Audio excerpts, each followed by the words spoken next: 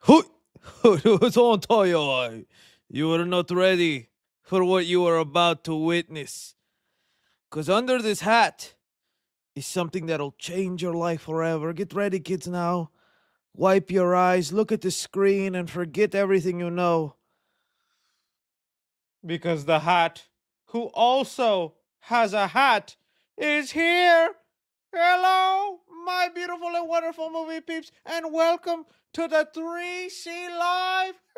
Yeah, baby. Oh, I've been catching up on my Cat in the Hat quotes. You have no idea how good I am at them. Sorry. Oh, ladies, I swear this never happens. It's our first time for everything. Okay, let me actually fix that. Honestly, costume came with a very janky hat. I'm the limp Cat in the Hat. No, I cannot get it up. Can I am? How much do I owe you, Sally from the Valley? $1.50. Can you give me a...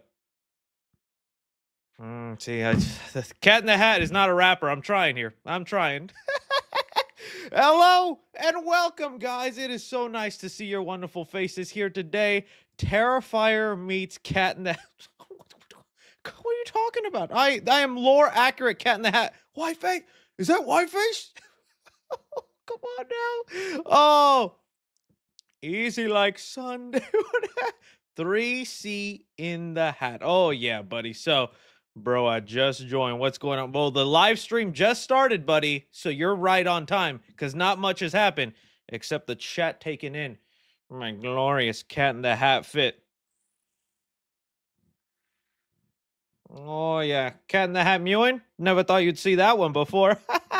All right. It is so nice to see you guys. Yes, apologies for missing last week's stream. I am terrible because I was all ready and prepared, about to get into my costume to stream, and then I got a text message reminding me it was my father's 50th birthday, and we had already made plans to go to dinner. I decided then, I was like, oh, well, that sucks, and I hate posting. Sorry, guys, can't make it because I don't like reading your replies of how angry you are at me. Rightfully so, though, but that's why I missed it. Daddy turned 50, but this daddy here has got all 9 lives, and we're going to try to get rid of all of them.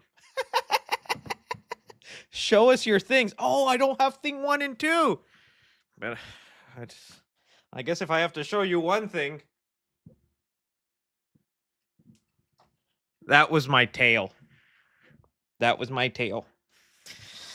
Oh, that's why I had to name myself Cat Who Also Has a Hat. Dr. Seuss, you can't come at me. You can't come at me, Dr. Seuss. All right. Running through the list of things we got to talk about here today, because we actually do have some interesting topics. So, we're going to be looking at this adult Transformers and G.I. Joe show coming towards us. What? Mitchell's versus the Machines gets announced for a sequel. Definitely want to talk about that. Big rumor that Grown Ups 3 is happening. That was all the talk. We got a plot. We even got Adam Sandler commenting on it. We're going to look at all that stuff. We got Minions 3, the title and plot for it. You will not believe what those minions are up to. There is this new plot detail with Shrek 5 that is just making me more and more worried about what Shrek 5 is going to end up being, but we're going to talk about it. We got some DCU updates. James Gunn, who's been talking to every YouTuber except this one. Yeah, James Gunn went through the Rolodex of YouTubers and said, okay, him, definitely not that cringy guy who dresses like a cat. Him. And we're going to be looking at some of the things he talked about. Batman Brave and the Bold looks to be getting even more changes, and the internet is convinced we're getting a completely different Robin. Welcome to Dairy Reactions, and Spider-Man 4 not looking to have any IMAX showings, along with a new set video of Sadie Sink being thrown into a black van. The grabber got her. The grabber got Sadie Sink. Oh, yes. Good stuff. Good stuff. What's up? I am not Chris. Chris is into piss. I am the cat who also has a hat. Show me respect or I will eject from the stream. Ya mean? Oh, y'all thought I couldn't rhyme, but I got it. I got it, yo. All right, let's get to this stuff. Let's see what's going on here. Happy Halloween to everybody. I hope everyone's having a good, fun time. And thank you for checking out the Bambi review. You guys showed up for that one, and that means a lot. And I got other ones in the tank that I'm currently making. So That should be fun. Let's start off then with the first thing on the agenda. I got to take off the gloves. I did not know the cat only had 3 fingers. Oh, it looks like the Pillsbury Doughboy hugging. You know when you poke his belly? Oh. Oh, stop it, cat. Oh, I don't like that, cat. Oh, why you keep doing it, cat? Oh. Have I embarrassed you yet? I hope you're not watching this in the living room where family can walk in at any time. This is not what the 3C streams are for. Someone already said, Chris, I'm scared. Unk has lost it. All right, let's get into it. So, yes, there was an announcement for a new Transformers show, and I was kind of surprised at the way they are framing this thing. So, they have it here that Transformers and G.I. Joe Energon universe is getting an animated series. Now, this is actually already a comic book series by Robert Kirkman, Walking Dead bro, and Invincible, where he created this more mature tone of a world where there's Transformers and G.I. Joes, and they all have a full-on universe doing missions and whatnot. I haven't read it myself, but a lot of comic book fans speak highly of this, and, you know, with Robert Kirkman, you know, a lot of people are like, oh, this is something. And that's exactly what they're trying to frame it as here. They basically are trying to kind of reboot almost the G.I. Joe brand. I'm not G.I. Joe, the Transformers brand, because it's been going through some turmoil, okay? Ever since what happened with Transformers 1 and the loss that took with that animated movie, oh, I think they were struggling hard. And they realized, oh, the Transformers fans want the peak. And they're promising us a new Michael Bay movie, which we've had little updates to. But they're thinking a G.I. Joe and Transformers show that is the same tone as Invincible? Okay. You have my attention. What are these Autobots going to be doing? No, I'm saying that's what my mind. Hey, don't act like Invincible don't do that. They had a chick in there who can multiply, and she was having orgies in the shower. Now, my question is, can Optimus Prime multiply? Because if we can, then I got an idea for a scene there. Robert Kirkman, you hit me up, and the cat who also has a hat will teach you something. You know what I'm saying? Green eggs and ham? No, Sam, I am. Optimus Prime? In his prime? I'll have that ham. It makes sense if you think about it a little bit. Not really, yes. I mean, the chat is just as confused as I am. Sometimes I speak and I have no idea where the sentence is going to end, but I keep going. I keep going with it. All right, so they have it here. Let's look at it here. So it's not like Hasbro came to us or anything. Hasbro was going to other publishers and publishing. We're putting presentations together. We were scrambling because we didn't know it was available. We came into the last minute, put together a presentation, went all out, and we got lucky enough to secure the rights. I feel like it's working, and it's a passion project for all of us. We're excited to work in this universe. Not much business planning with this. Very creative and fun first. So, I don't know. I think it's a cool idea. Like, it really does blow my mind the state Transformers and G.I. Joe are in, because although not the biggest G.I. Joe fan, I think that world has the potential to honestly be something almost like in the Fast and Furious universe, where it's just crazy fun. There's tons of different weird characters in that G.I. Joe world, all with different skill sets. And I think the Snake villain, or was it just, what's his name? Is it just Snake Eye? Not Snake Eye. Snake Eyes is the sword guy. What? He's always hissing. The villain in the GI, I don't know his name, but he's someone in the chat will let me know. But he say, "Oh, talks like this, GI Joes. I will get you, Cobra." There we go. That makes more sense. I'm like, how have they not mastered that franchise? And they're promising us a crossover with that last Transformers movie. I really don't know if we're actually going to get it. I feel like the next Transformers movie we get, is it going to completely ignore that or almost be a full-on reboot? So this could be the minor steps needed to rework Transformers and G.I. Joe from a small scale. Because, hey, it's working for Invincible in a sense, all right? The amount of Invincible fans there are now, thanks to that show, huge. And whenever Seth Rogen and team finally get together with the live-action Invincible, it's going to be big. It's going to be big. So we'll see if they can manage to do the same thing here. But I do kind of like the idea of them calling it, an adult show. Now, I was joking around, but I don't think we're going to see characters, doing the sexy time or very much sexual innuendos. What I take of it more as it's going to be violent. It's going to maybe have more mature storytelling in the sense of characters dying, living, things like that. But, we'll see. We'll see where that ends up going. But you guys let me know if you would like to see this adult G.I. Joe and Transformers show. I think it sounds interesting. All right, moving on here. We got an announcement that made me very happy. Mitchells versus the Machines. This was a movie that I remember everything leading up to this film. It's honestly, unfortunately, thanks to the pandemic, that this didn't get a theatrical release. I remember when this movie was still called Connected. It was a Sony animated movie called Connected, headed for theaters. Pandemic hit, looks like they didn't want to risk it. Sold it to Netflix, changed the name to Mitchells versus the Machines, and let me tell you, it was one of my favorite animated movies of that year. I thought it was so well made, great animation, really good humor. Phil Lord and Chris Miller, who were attached to it, I thought just did something really fun with it. So I love this movie. I highly recommend it. I think it's still on Netflix. I think you guys would love it. And, well, the fan base has been growing for it, and people have been showing up to the point that they decided, okay, Mitchells versus the Machines 2 in the works, baby. Oh, and I got some theories for where the story is going, because I think it's kind of obvious where the story is going. So some things to note, though. It looks like Phil Lord and Chris Miller, while they're still attached from like a producer standpoint, does not seem like they have much of a story involvement here, with this time the story going to Guillermo Martinez and JP Sands, who've co-signed to direct. So that makes me a little worrisome. It doesn't seem like it's a lot of the creative heads coming back into making the movie, but I'm sure they could still pull something off really cool. I do wonder then if it's just straight to Netflix. It seems like Netflix is really wanting to partner with Sony in their movies, because with Mitchells vs. the Machines and K-Pop Demon Hunters, hey, Sony is just handing them gold that should be being released at theaters, but instead it's being released there. And then we all sing golden. Bop, bop, bop, it's all moment. Gonna be golden. Now I'm the cat. I tried making that work. It didn't work. I'll own up to that.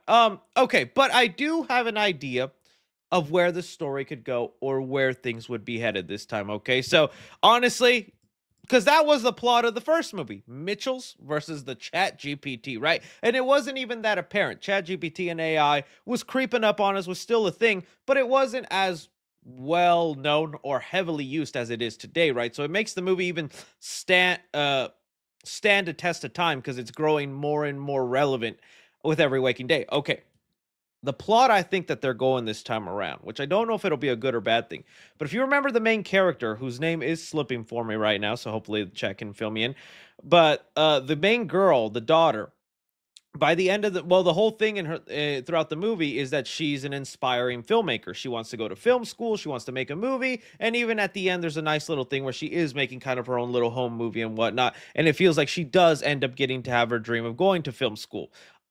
Katie, thank you. And so I think that there is the opening for the plot for this movie. We had AI trying to take over the world physically. Now I think we're going to be making more of a direct allegory to the film industry, where AI is really creeping up, so much more a threat to creatives, the future of what our movies and TV shows are going to look like. I'm thinking that is how the AI or something is coming back in this, and it'll be more of a commentary on that. So I think that's where they go for this second movie, is it'll be them kind of just doing some parallels to what's happening in our real world with AI and creeping into our creativity, and it's all going to be looked through what she goes. Yeah, basically Mitchells versus Sora. Dude, I hate to say it, there's been a couple of Sora videos that have gotten me, man. There's been, and even, well, definitely have gotten my family members. I can't tell you how many videos I've gotten from family members. My dad sent me a video that was Sora. It even had the watermark on it, but I guess my dad don't know what Sora is. And it was a 1,000-inch TV. It was somebody unboxing a 1,000-inch TV, and he sent it to me. And then when I sat with him at his 50th birthday, and he looked at me and goes, "Can you believe that? A 1,000 inch? Was something like that fit in your house, son? Can you afford that?" Dad, that wasn't real. This dinner right now we're not having isn't real either, Dad. You have dementia, and we're in a retirement home right now, Dad. I'm sorry. Why am I dressed like the Cat in the Hat? That is real, Dad. That's honestly the most sane part of today is me as the cat. So, good reflexes, Pop. You still got that. I try to throw in some improv here and there. We like to have fun here on the 3C Live. So okay, it makes me laugh when people do laugh. Okay, 'cause sometimes I'm just like I'm just talking nonsense. Do you think your dad is proud of you? Honestly, yeah, he is actually pretty proud of me for everything I'm doing. Probably not in that sentence right there, but back to what I was saying though. Is it not? Like, it's crazy. And every time I see a Sora video or these AI videos, like especially like the ones that like copy the anime style, and dude, I don't want to be watching them because it's AI slop. But dude, when you show me an anime version of Jason Voorhees fighting like an anime Chucky, I was like, okay, maybe I am gonna watch like 10 seconds of it and be like, well, dude, this is getting scarily close to passable, and I don't like it, dude. Because in 5-10 years, AI movies everywhere, dude. AI 3C biopic. I'm just gonna be able to type it in and be like, my life was cringe. And then I made a YouTube account.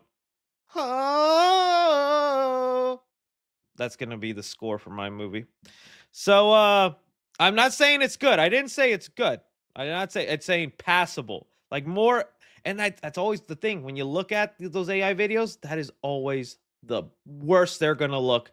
And tomorrow they look better, and tomorrow they look better. And it's going to be a scary world out there. There needs to be some laws. All I'm saying is, I think that's where Mitchell's versus the Machines 2 is going to be going. It feels like a natural progression of the story with everything they've set up. But if not, and it's just the AIs coming back and doing stuff, let's have it. I'm sure it could be fun. I'm excited for it. Really like that movie. Hopefully it's good. Let's move on to the next topic. Grown-ups. Oh, Lord. Kind of a controversial take, but you know what? I'm going to ask the chat right now because I know I got a bunch of 9-year-olds as fans. Just kidding. I love y'all. Well, you are watching a guy dressed as a cat. I'm going to put right now a poll in the chat because I'm curious to see, do you guys like the Grown Ups movie? Do you like a Grown Ups movie? Not grown up movies, okay? None of that. What are you doing, Step Bro? No. The Adam Sandler grown-ups movies. Okay, let's get that clear. And polls in the chat. You guys go ahead and answer it now as we talk about this. Now, the reason I asked that is because I remember when this movie came out and it was trashed. It was so hated by critics and moviegoers. It was the Expendables for comedy, right? Because you had these legends, Chris Rock, David Spade, Adam Sandler, Rob Shooter. I don't remember. I hate how crazy Rob Schneider got because I actually kind of liked his movies growing up. The one where he was an animal and he was banging other animals. There was a scene where he wanted to bang a goat. You don't make movies like that today, but I liked it as a kid. Or the one where he became a chick. What was it was called The Hot Chick with Anna Faris. I'm just saying there were some good Rob Schneider movies back in the day. Rob Schneider is a carrot. But so it was like a given this movie was going to be amazing. But the adults and the grown-ups, the actual grown-ups at that time hated the movie. To what does it have on Rotten Tomatoes, which I know is not the standard, but it is going to show you how much people hated it. A 10%. This movie has a 10% on Rotten Tomatoes. Just goes to show you. But years later, people like me and others have grown up with this movie where, let's check out this poll and where it's at now. Oh, dude, 79% yes, like this movie. That is almost 400 people voting in, and almost 80% of them say yes, they liked it, with 20% saying no. And so that's my thing, right? I think if you saw this as a kid and you grew up with it, it's a classic, it's hilarious, and even the sequel to an extent is fun. I can acknowledge they're not good movies. They should have been a lot better, but they are fun, right? And you know what? after having seen what was that just recent Adam Sandler movie with the golf, Happy Gilmore, Happy Gilmore 2. I still had a couple of laughs in there, even if I didn't think the movie was all that great. Okay, those scenes where the brothers are just doing the jerk off motion at work—that's hilarious stuff, right? And for moments like that, yes, bring on Grown Ups 3. I want to see what you do with it. And well, all around the weekend, there was a report going around that Grown Ups 3 is a thing. It is being developed. It was even saying that it would start filming next year. So here we go.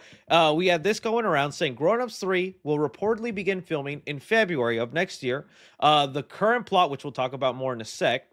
Uh, and okay, look, I do want to say I unfortunately think this is a case of not actually confirmed.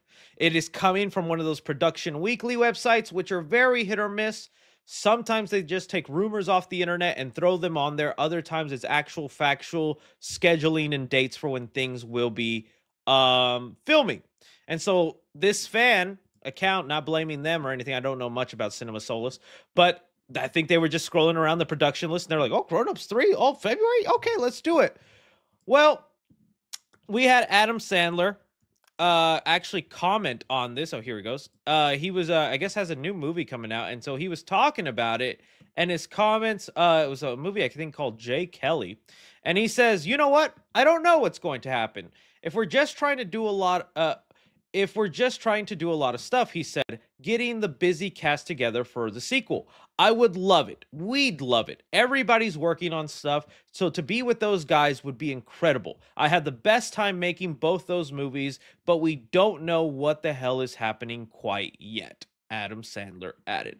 So some positives and negatives. Okay, the plot they have here in this supposed production thing says when a surprise inheritance lands in Lenny, Eric, and Kurt, Marcus, and Rob's control of their childhood summer camp, they reunite for one last hurrah. Honestly, not a bad plot. I think it would also come full circle with the first movie. They'd go back to that camp area or a woodsy area. There could also be some fun because then you would hire little kid actors and you know do shenanigans in there and thinking about all the activities that they could do like as camp counselors. I think there's fun to be had with that kind of idea with the movie. But what it sounds like from Adam Sandler is that as of right now, because everybody, since this is such a famous cast, is so busy, we just don't have really an idea of when we'll be able to do it because everybody's doing their own different things and the scheduling would be a nightmare. And I mean, even Kevin James right now is super busy. I know he's on TikTok right now pretending to be a teacher. You guys have seen that? He's Matt Taylor or something like that. Weird stuff. I don't even want to get into it, but that's what Kevin James is doing. He's got that Alan Richson movie coming up. He's got another one coming up. Chris Rock's always busy. David Spade's busy. Rob Shooter's over there. So you know what? It sounds to me though like Adam wants it to happen.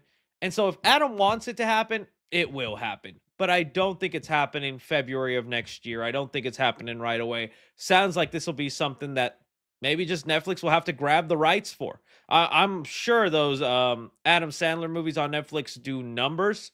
So if Netflix can do a lot of the behind the scene work to like get that movie, own it, and then be like, all right, Adam, go do your thing, that might honestly be a lot of fun. So and you know what? I don't mind it if they dump it on Netflix, especially given the quality of what these kind of movies are. Why not? Now, that is a question some people are asking. Will Cameron Boyce be recast? I don't think Adam Sandler would recast Cameron Boyce. I think they would have to. I know he made a comment once that he'd use AI to bring him back to life. I think that's a well, maybe I don't want to misquote him, but Adam Sandler AI Cameron Boyce. Let's see here. That was in Happy Gilmore, but there was like an interview where like Adam Sandler was like, "Oh, I don't care how much money I have to spend. If I have to digitally bring back Cameron Boyce, I'm gonna do that." Which I don't think he needs to do all that. I think it just explain it away. He's in college. He's busy. Show his photo. That way you could still pay his family and whatnot and have him be part of the movie. I think that's a way to go about it. But no, I don't think they'd recast him. I don't think they'd recast him. Adam would find some sort of tasteful way to do it, hopefully. Yeah, just say he's in college. I think that's the easiest way to explain that. So, yeah, but you know, the people want it. The people beg for some grown-up movies. And in the poll there, like I told you, people grew up on those films. They think, I mean, look at me with Cat in the Hat. That movie is so hated and was so hated when it came out. I was watching clips of it, so I know funny things to say. during this stream that the Cat in the Hat said in this movie, and I'm like, dude, this movie's so hilarious. I love this movie. I'll get you, and it'll look like a bloody accident. Good stuff, Mike Myers. But it was misunderstood masterpiece. This just misunderstood. I don't know if I'd say masterpiece. But Grown Ups 3, would you want it? Would you like it? Who else should be part of it? I mean, seeing all the crazy celebrity cameos in Happy Gilmore, I can only imagine the crazy cameos that Grown Ups 2 could have. And only that Netflix money could do that. So honestly, we need Netflix to get this movie. But I throw it off to you guys. You saw this rumor going around. Everybody was talking about it. You want it, you don't want it. Let the cat who also has a hat know. All right, Minions 3. The Minions are still going strong because their movies just endlessly create buckets and buckets of money. And I still talk about the amazement I have. There is some sort of hypnosis or wild thing in these Minions. Because I'll never forget, I had a family friend that recently had a baby. And the baby was so fussy and crazy. And once Despicable Me or Minions, one of the movies, was put on, the Minion said banana, and the kid locked in. He said, huh? What? And it was hypnosis. It was wild. It was like, I see now, like, to these kids, they are understanding the Minion gibberish. So there's something in the sauce, and it'll continue to be fueled. So it is no surprise that we are getting reports that Minions 3 is happening. But man, I don't think you're prepared for what the plot is. Someone said Minions are washed. Bro, right? So Minions are what? Bro, right here just had his 3rd birthday. He's been broken out of the curse of the Minions because you're 3 and under. The Minions got you. You're the locked-in baby going, oh, banana. You hit 3, it's like the curse is broken. Huh? King Bob? You know? So some people never break that curse. But the 3rd movie right now is being called Minions and Monsters, which they did introduce these monster minions in the last, like, Despicable Me movie. So that makes sense that they would explore that. But it was the rumored plot that had been going around that blew my mind about this movie. Let me see if I can find the exact thing here. This account's been very good at like keeping up with stuff like that, so look out for them. But let me see if I can go to what the plot is, because once I saw that, I was like, what? All right, here we go. It says here, the movie is also about minions trying to be filmmakers / content creators. Huh? Oh, now, again, take it with a grain of salt, and we'll see how it goes. My time Shine Hello has been a spotty source, but when it comes to these Universal scoops, man, they have been on it weirdly, and especially when we get onto the Shrek topic of this stream. We'll talk about that here in a sec, but what an interesting idea for a Minions movie. Filmmakers and content creators. Oh, dude, don't eat. You just brought it into existence. I can already smell a Mr. Beast cameo. Influencer minion. You know what? We laugh, but you go into a classroom of kids, and I am not allowed in one, but you go into one and you ask them, little Timmy, what do you want to be? A good chunk of them are going to say YouTubers. Honestly, now they'd probably say TikTokers or streamers or influencers, right? That is the thing that they beg for, that they like look up. It's no longer a cop, a firefighter, a doctor, nothing noble. It's, I'd like to scream like a crazy person on stream and have people donate to me. Which, on that note,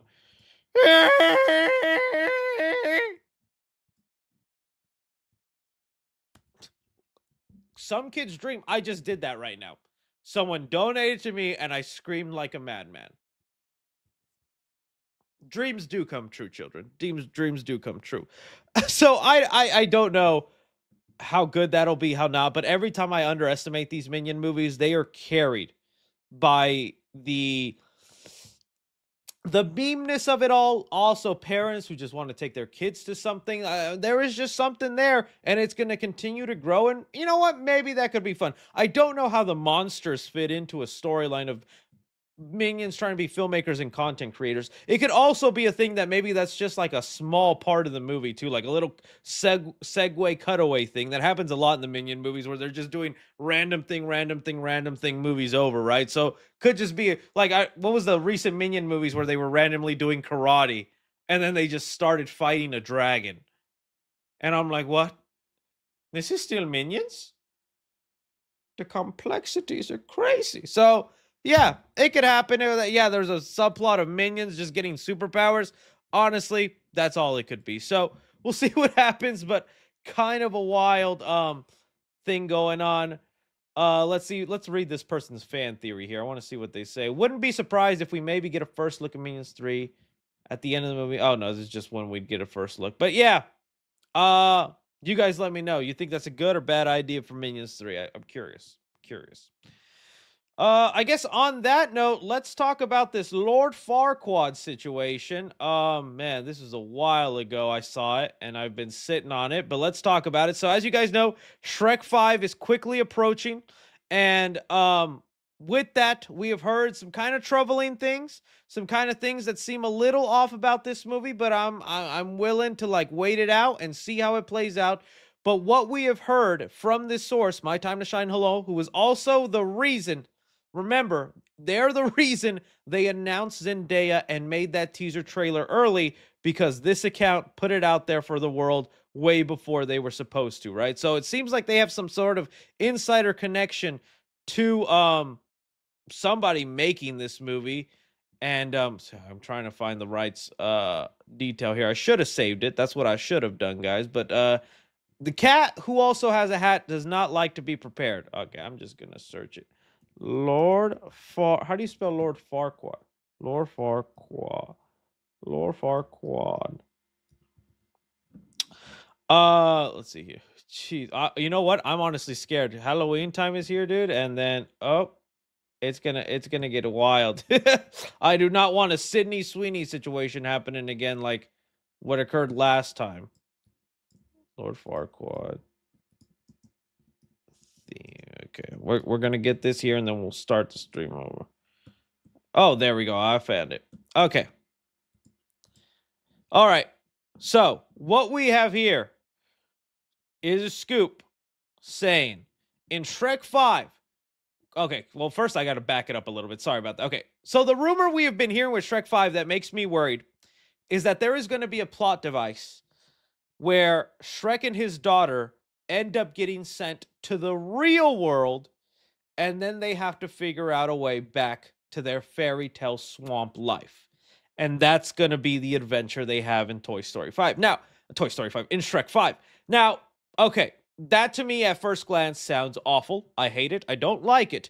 But maybe there's a way that could work. The way I would be okay with it, if when they go into the real world, it's not actually the real world and people are in, like, you know, actual real life vibes, but instead it's still animated, but everything is animated to be the real world. So it's an animated New York, animated people, cars, you know, all that crazy stuff.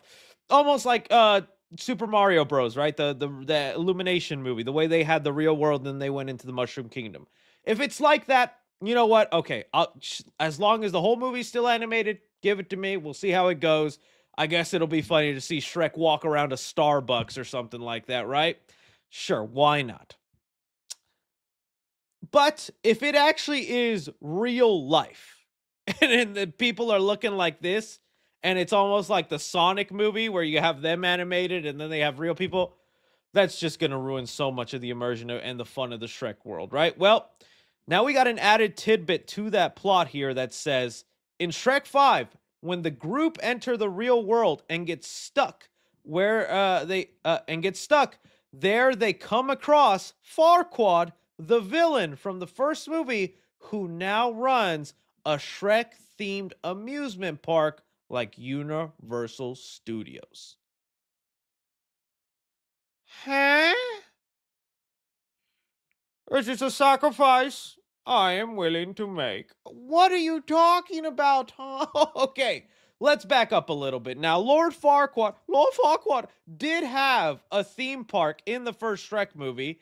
Let's see here. Lord Farquaad height is crazy. Someone is actually looking for, he's 4'6". Well, I'm taller than Farquaad. And it's not just with my hat, who happens to be limp. Farquaad Park, I guess is what I look it up, right? They show up there and they get there and it's a whole theme park and whatnot. You can take your photos and people there, and there's an arena and they got the Facebook logo for some reason, right? I was like, okay, but what does it mean that Lord Farquaad died? Because he went into the belly of the dragon, Donkey's baby mama, as is the scientific term. When you die in the fairy tale world, are you then reincarnated into the real world? There are layers to this Shrek universe I had never even considered. Reincarnation into reality. This is something the scientists need to be studying here. So, or was there some sort of, did he escape? Did he get pooped out of the dragon? And then he like just took a magical spell and then went to the real world? And then also, the guy who killed you and stole your lady, because that is what happened. Farquaad was gonna get him some green ogre cheeks until he said, "Oh, hideous, no," which, let's be honest, would, right? Fiona, hands up if would. Okay, good. There's like 7 of y'all. I'm glad y'all are honest. So, I feel a little confusion about how this could go down. What would actually be the story point is the dragon's digestive system is a portal. Someone is suggesting here. That would be crazy. The chat would, yes, hands up, would. So that's what I'm curious about. And then again, why he would go and be like, oh, I'm in the real world. Let me just do what I was already doing in the fairy tale world and open up a theme park. That's what I know. And I'll make it Shrek themed. Okay. Honestly, this is starting to sound like a big commercial for their theme parks. And you know what? This has become a little bit of a pet peeve of mine that not a lot of people are noticing, but I am definitely noticing it more and more. I'll be watching a Disney movie or any studio that happens to have a theme park, and I feel like they are putting in stuff just so it could be part of their theme park. You know, even Disney got called out for this with the Tron stuff lately. I don't know if you guys saw this. Tron commercial for a ride. There was an article that came out where they were just accusing the new Tron movie just to be a commercial for the Tron ride. That's what they were accusing. That's the whole reason that they made Tron Ares, is just to bring people and get awareness to the Tron ride. And I was like, what? That's kind of crazy. Let me see if I can find the exact thing here, because that was wild. And I'll be watching that, man. I'll be watching a Pixar movie and they introduce some like weird food, and I'm like, oh, I just know they're gonna try and sell that at their Disney park. And I just, again, here they got a Shrek Land, and now they're gonna have this whole movie revolve around a Shrek theme park. It seems a little fishy to me. Seems a little fishy. Why can't I find the exact Tron? Let's see. Did I spell commercial right? Sources close to Tron Ares believe that it ultimately was an advertisement for the Tron Light Cycle run at Disney parks. That is not a rumor. That is not gossip website. That is coming from Deadline. Actual reputable news. And it just goes to show you how much money they make at the dang theme parks, bro. That's crazy. So that's what that plot line kind of smells fishy of to me. It's like, oh, they're just driving people towards the theme park a little bit. But if they keep the meta-ness and fun, it could work. I don't want to trash and get too negative on Shrek 5 because, dude, I've been begging for this movie for years. I still want it to be good.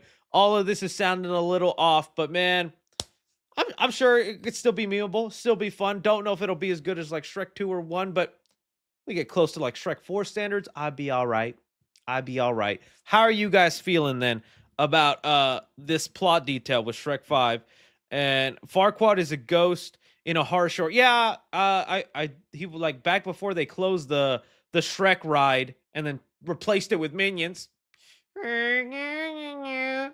R.I.P. Shrek ride. I loved it. Yeah, Farquaad came back as a ghost there, but now he's in the real world somehow. So I can't wait to see how they explain that. Sounds here. Not gonna lie, Shrek 5 sounds like a crash grab, and this sucks. I know we are fans. We won't like that. Yeah, we'll see. I mean, things can be a cash grab. Well, all things are technically cash grabs because they're all meant to make money, but hopefully they have something worthwhile here. So I'm curious to see what comes of it. But you guys see this plot point, you hear this, you know what you think of it, what you're not, good, positive, or whatnot. You let me know. You let me know.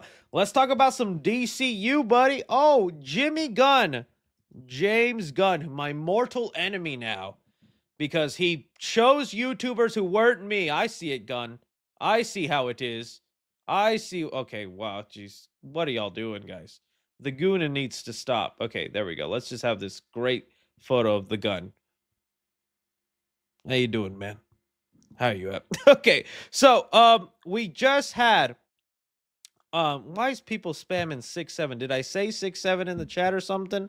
Come on now. We've acknowledged 6-7. You know what? We'll take a quick break from this because did you guys know the Cat in the Hat is on TikTok now? And this is really weird because it's official. It's not a fan. It's not a made up thing. It's like an actual, it's by the Dr. Seuss people. It's got a check mark and they got a guy dressing up. Okay, this is a little weird for me because if you know, the Cat in the Hat was such a devastating stain on the Dr. Seuss brand that it was because of the Cat in the Hat that the estate decided no more live action movies. Live action movies gone. We're not doing them. They're not worth it. Not happening, right? And that's why we've been getting nothing but animated Dr. Seuss movies. We had the Lorax, the Grinch with Benedict Cumberbatch. We're going to get a couple of more in the works and whatnot. They'll all be animated. Horton Hears a Who. And I've just been like, why? And now you look and they're promoting live action Cat in the Hat in the same vein of Mike Myers' cringy humor. Okay, look at this. Look at this. Excuse me, how tall are you with the hat? About 6'7", give or take. Huh? What just... This is the official Dr. Seuss people. They post... This is the blue check mark is there. Dr. Seuss is in heaven looking at this. Excuse me, how tall are you with the hat? About 6'7", give or take.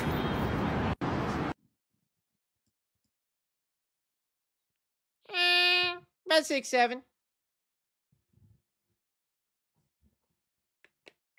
Goodbye, cruel world. That is that just blows my mind, right? I'm on the record, but you put me on the copyrighted. So yeah, there we go. For the people who are spamming 6-7, don't say I don't indulge you a little bit. Let's get back into the movie news though.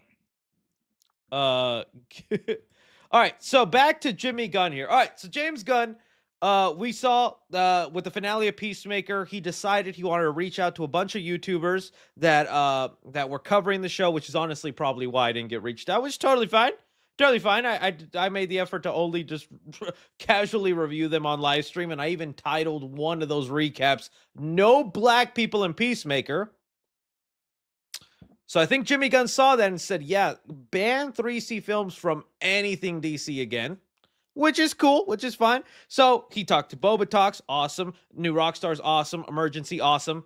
Awesome is in the name. And so he's been letting out a bunch of little details about DC that I find fascinating. And so starting off with the things I haven't been able to discuss, specifically when he was talking to Emergency Awesome, he let him in a little bit about what's going on with the Batman, and it kind of surprised me here. It said here, so when talking to Awesome Emergency, I thought it was Emergency Awesome. Has it been Awesome Emergency this whole time? That's a Mandela effect. James Gunn confirms Batman Brave and the Bold hasn't cast its Batman yet, and that the story has undergone major changes since the film was first announced. Okay. This is interesting here because if you guys remember, we talked about it here on the channel about like a week or two ago. IGN was also interviewing James Gunn, and they were like, hey, so Damian Wayne, you given any idea to how that's going to work, or, you know, his involvement in the movie? And James Gunn was like, you'll have to wait and see. Some things. And it sounded like he almost didn't want to confirm Damian Wayne was in the movie when that was the first thing he revealed about the film. And so we're like, what? Now he's being coy about whether Damian Wayne is in the movie. And now you hear major changes. This has led a lot of people to believe, myself included, because I made a little tweet about this as soon as I saw it. Dick has entered the chat. Guy named Chat. Dick. Could he be not deciding to do Damian Wayne right out the gate, which I was already a little hesitant on, not because I don't like Damian Wayne. I think there is some actual awesome story potential there with Damian, but it's also like, dude, that's already 6 or 7 Robins, right? Out of the way. It's like, oh, there's so much history being missed out on this Batman. If you're setting up the Bat family, maybe James Gunn was willing to hear out the fans and be like, maybe they're right. Maybe I shouldn't start Batman so late in his game, so much of his history already in the back, that maybe he's thinking, all right, let's take a Superman approach where maybe he's 3-4 years in the game, and it's maybe then a better story reason to introduce Richard Grayson, Dick Grayson, into the story and have him step up. I would love that. I think that would be awesome. It doesn't even have to be introducing Dick Grayson.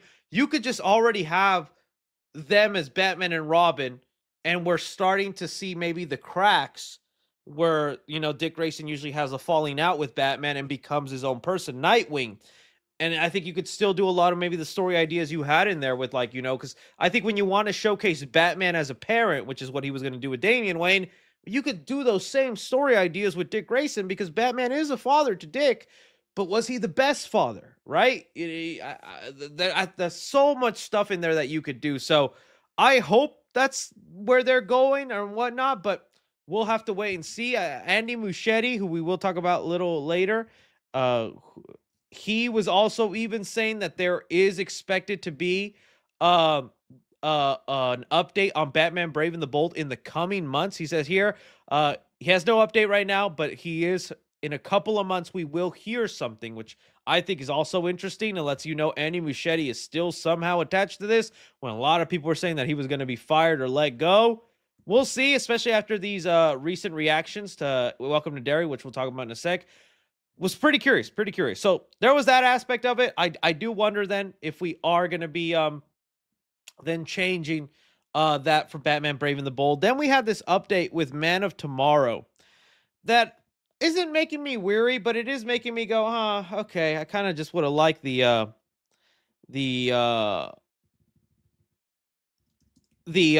Superman sequel, James Gunn, but now it makes sense more why he's not calling this next movie Man of Tom, why he's not calling this next movie Superman 2 or anything like that. It looks here, so going through what we have here in these updates. Is it here that he had it? There's been so many DC updates, I lose them all. Let me open it here on the other side, one sec, because I did bookmark it on my usual page. There we go. Let's copy that and let's open it here.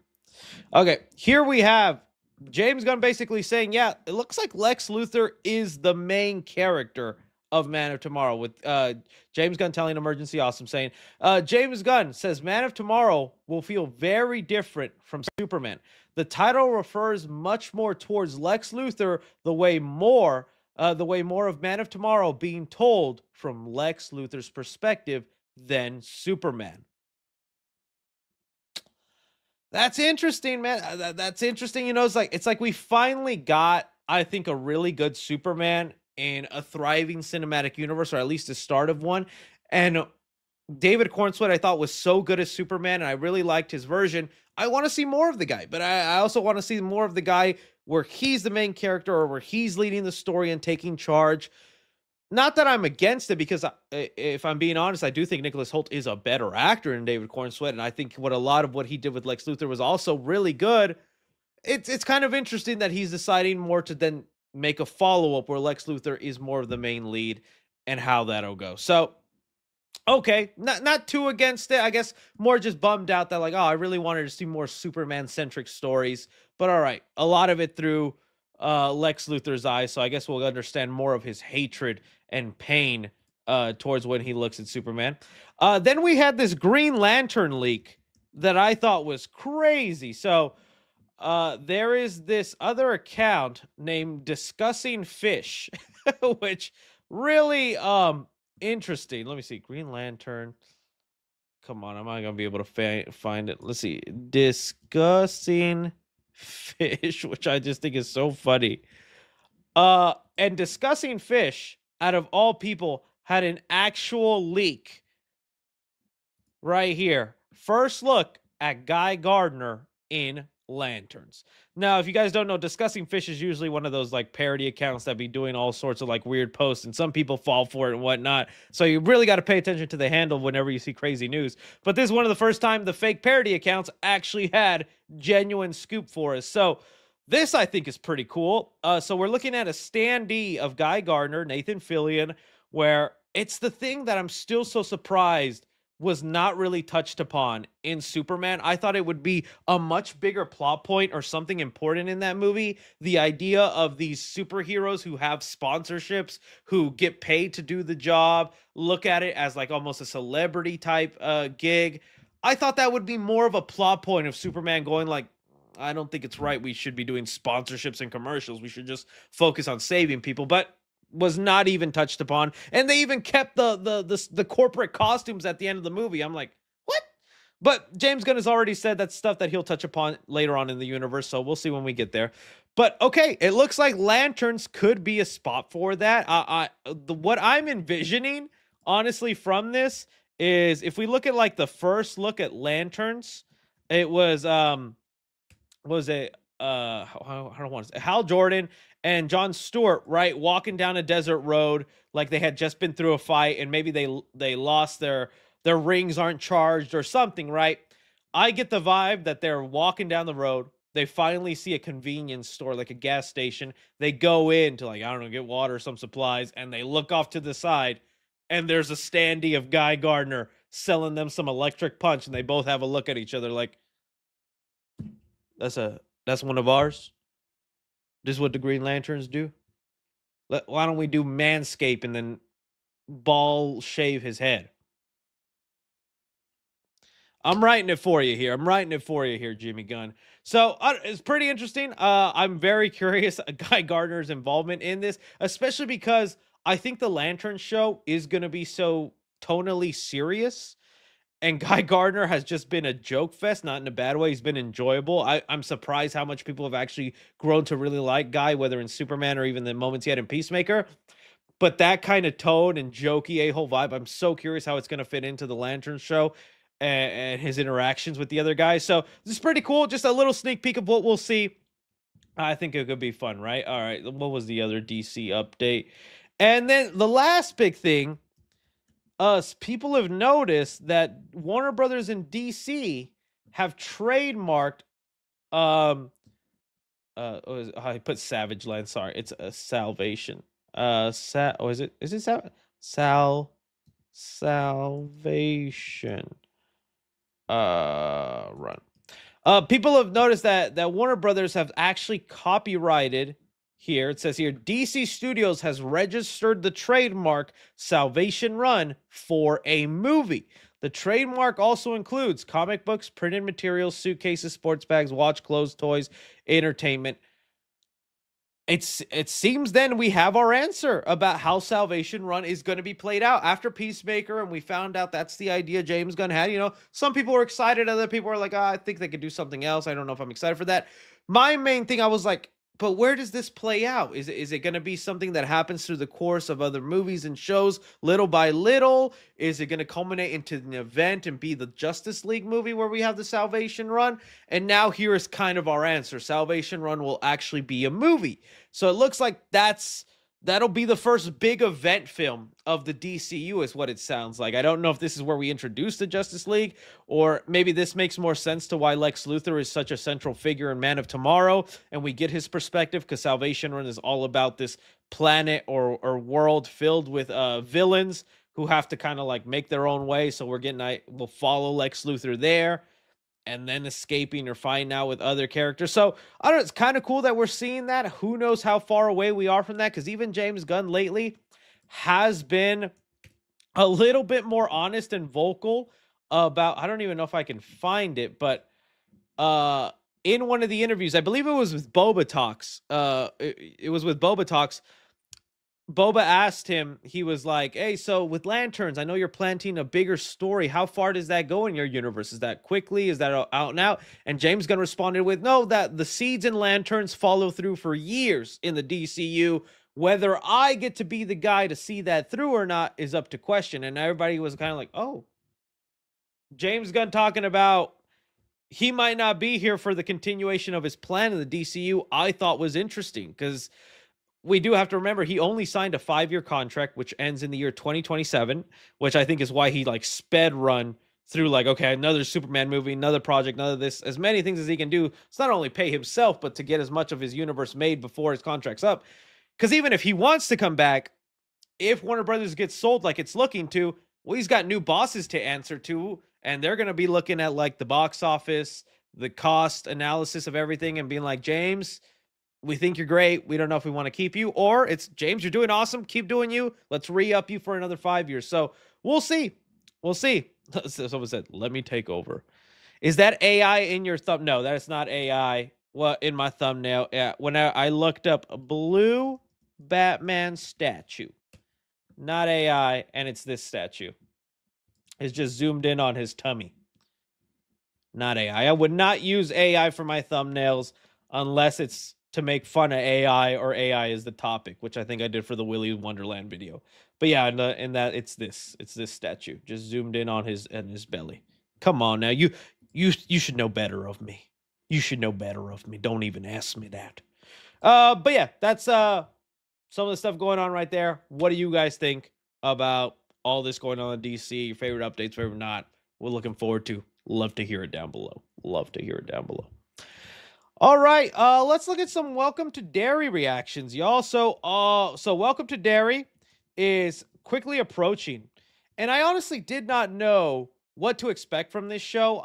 Honestly, if I'm being honest with you, there was a point in the back of my mind where, although I'm excited for it, I'm looking forward to it, I had like a gut feeling that maybe it just wasn't going to be as good as I was hoping, or it'd be too much retreading of what they did in the movies, and with very minimal Pennywise, because it sounded like Bill Skarsgård joined in so late, and there was even an article the other day that Pennywise is not in the show as much, that he's like in the show just very little.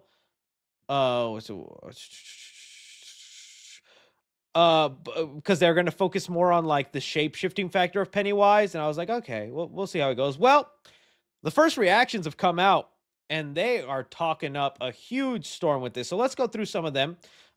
We have one here that says, It Welcome to Derry delivers more than just a Pennywise prequel. It's brilliant, explores trickle-down trauma through a gripping story, the Cold War, and brutal violence. That is a recurring thing. I am hearing about this. And remember, Andy Muschietti directed most, if not all, these episodes. Who was the same director of the first two of the It Chapter 1 and 2 that went to theaters. They're saying this movie gets violent in the same way the opening of the first It with Andy Muschietti opens with Georgie getting his arm bit off. You remember seeing that for the first time? That was wild. Seeing that in the theater for the first time, you're like, hey, Georgie, that guy got balloon for and then the kid's arm is just, I was like that one meme. Right? So I was like, okay, and that's what we're hearing a lot about with this. Let me see if I can get some other reactions with It Welcome to Derry. I'm trying to pull up here. It's been a couple of days, so let me see if I can look them up then. Have them all. Welcome to Derry reactions. But it's even surprised me with the Rotten Tomatoes score, because although the reactions have been pretty good, the score is only like at 79%, which I thought was a little interesting. What the heck, man? I should have just saved a bunch of this. It says here, I don't watch a ton of TV, but no, that's not even just someone saying here, man. What the heck, Chris? You should have saved them. I thought usually just searching "It Welcome to Derry" will pop them up here. So let me just go back and look. This is a little embarrassing. A career highlight, right? Stephen King here. So let's see here. Give me 1 second, guys. I'm trying. They usually have like a good see. Welcome to Derry reviews.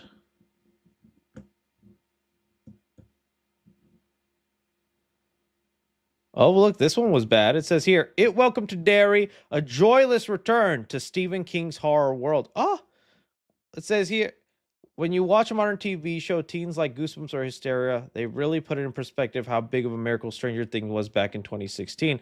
Unfortunately, HBO Max's Welcome to Derry is another one that winds up frustrating, disappointing. To be clear, I say that as someone who deems... Oh, so you didn't even like the miniseries. I love the miniseries. Mammoth, and who still appreciates some... So it seems like this guy hasn't even liked any of the actual... It's stuff going on right now. I got another one here. Oh, dang, I'm seeing more negatives now. HBO's Welcome to Derry here series just ain't it. The It prequel series is half-hearted attempt at crossing Stephen King's opus with Stranger Things. It's so funny, all the Stranger Thing comparisons, because where do you think Stranger Things got its flow? Look up where even the font for the logo of Stranger Thing comes from, man. It's Stephen King stuff, man. It's so much rooted in it. It's crazy when that happens, man. When like the thing that is inspired by it then overtakes it, and people are like, "Well, it's just too much like this other thing." I was like, "Well, that's because they started the other thing, buddy." Dude, oh man, now I'm getting worried. All these are negative. It Welcome to Derry review. Stephen King's prequel doesn't top the film's intense scares. Aw, what the heck? Let me see. Last paragraph always sums up in a good way. It Welcome to Derry should satisfy die-hard King fans who have been yearning for an extended universe with references to the Bauer Gang and focus on the indigenous origins of the titular entity. As a horror show, however, it pales in comparison to what Muschietti was able to do with the movie adaptation. Perhaps if I were less of a fan of the films or the books that started it all, I would have a better time with this, but that same deep-rooted horror never fully took hold, thanks mainly to the performances of the kids. Aww. Okay, so maybe then I've been seeing it because I was wondering because all the reactions were like so high, and then the Rotten Tomato score was like low compared to those reactions. So I was like, what? Let's see. Oh, jeez, that it says here, even Pennywise can't save this show, dude. Oh my goodness, I was thinking they were all stellar. I'm seeing nothing but bad reviews here now, or just lukewarm. Jesus, man. HBO's new Welcome to Derry series completely ruined Stephen King's epic. Well, then I take back, man. This is why you gotta... It's so funny how early reactions are so hyperbole, so huge and loud, and then you get the full in-depth review, and they're like, actually, just kidding. It Welcome to Derry, HBO's gory Pennywise prequel, plays like a Stranger Things knockoff. Oh, that kind of sucks to hear, man. That kind of sucks to hear. I think we have seen enough, though. So I'm still going to give it a chance. I'm still excited for it. Like I said, some of the things I was hearing about it with it actually being gory and Pennywise actually kind of being scary in it, I thought sounded fun. It looks like it just fails in way it connects to the show and all that. So we'll see. We'll see. But I just think it's, again, so funny calling it a Stranger Things ripoff when it's like, when that is the basis of what the It franchise is, you can't... It's kids in bikes with an adventure fighting some sort of demonic thing, or I know he's not demonic, but, you know, an alien or a creature is what I should say. A creature, it's like, well, yeah, it's going to feel Stranger Things-esque because that's what Stranger Things was doing. I don't know. So we'll see. We'll see what happens, though. We'll see what happens. You guys let me know how you were feeling about some of that stuff. All right, and then let's just talk about some Spider-Man. So we've had some interesting things with Spider-Man, some kind of sad stuff. So what we had here, uh, for one, we got a report that Spider-Man Brand New Day will not be released in IMAX. And I know to some that's like not that big of a deal, or some people don't care. To me, that is a little surprising, especially because Spider-Man Brand New Day has been set up to be just like this big refreshing return to Spider-Man, and it feels like they're actually putting in a lot into the practicality of this Spider-Man movie. You know, No Way Home was plagued of being filmed in the pandemic, so they had to film a lot of stuff indoors, enclosed, and a lot of things John Watts wanted to do he didn't get to do. And from all the behind the scenes, I mean, Spider-Man has been filming in public a lot, been doing a lot of crazy scenes, a lot of practical web swinging.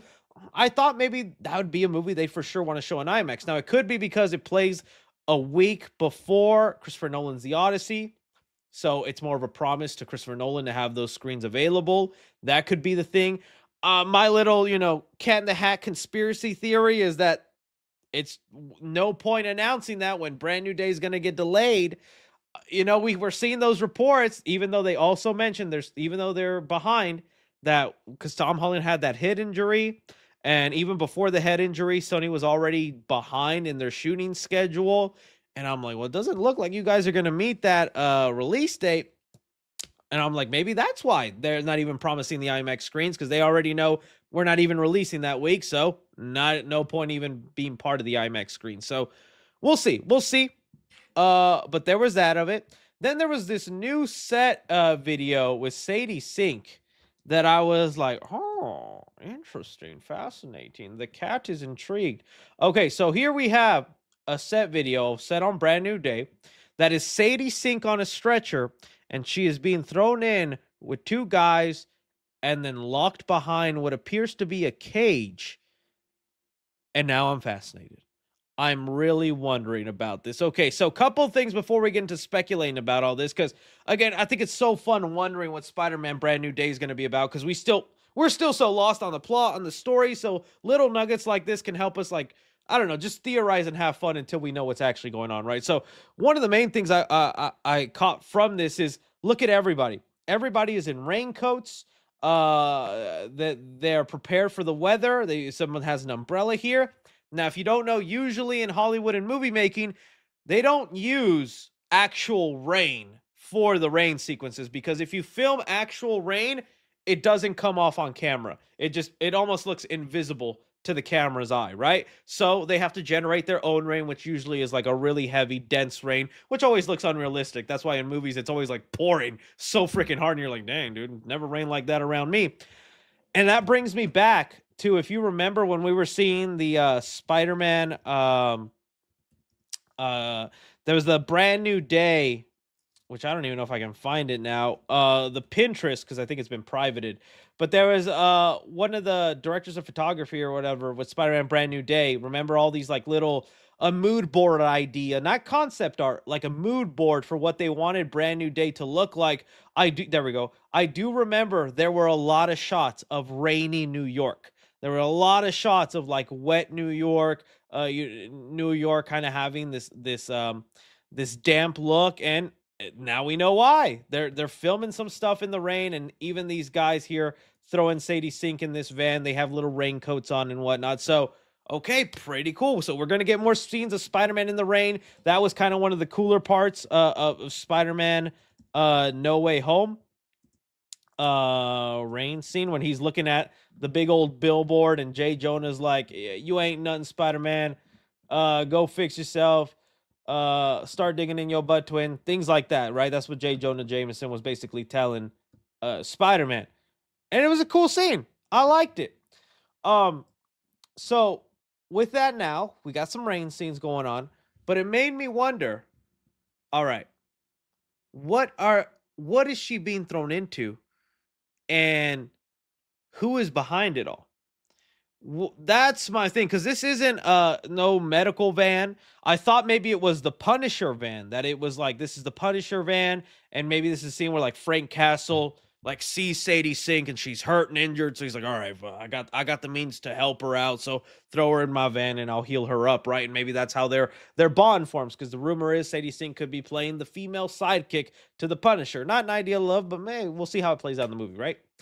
But no, I don't think this is the Punisher van, because the Punisher van, he also doesn't have other sidekicks. There's a camera right here filming Sadie and two guys putting her in, and then even then they lock her up in the van. You can see here they close like a gate on her. See right there, right before they close the actual van, they close in an actual door there. So it's like, okay, so these are people like kidnapping. Yeah, it's the Gripper.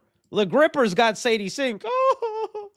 That could be a situation. So it looks like these could be like the villains of the movie who are interested in Sadie Sink's character for whatever reason and kidnapping her, and Spider-Man has to figure out and save her. That's interesting. They kind of, I thought maybe they were like cops or FBI agents.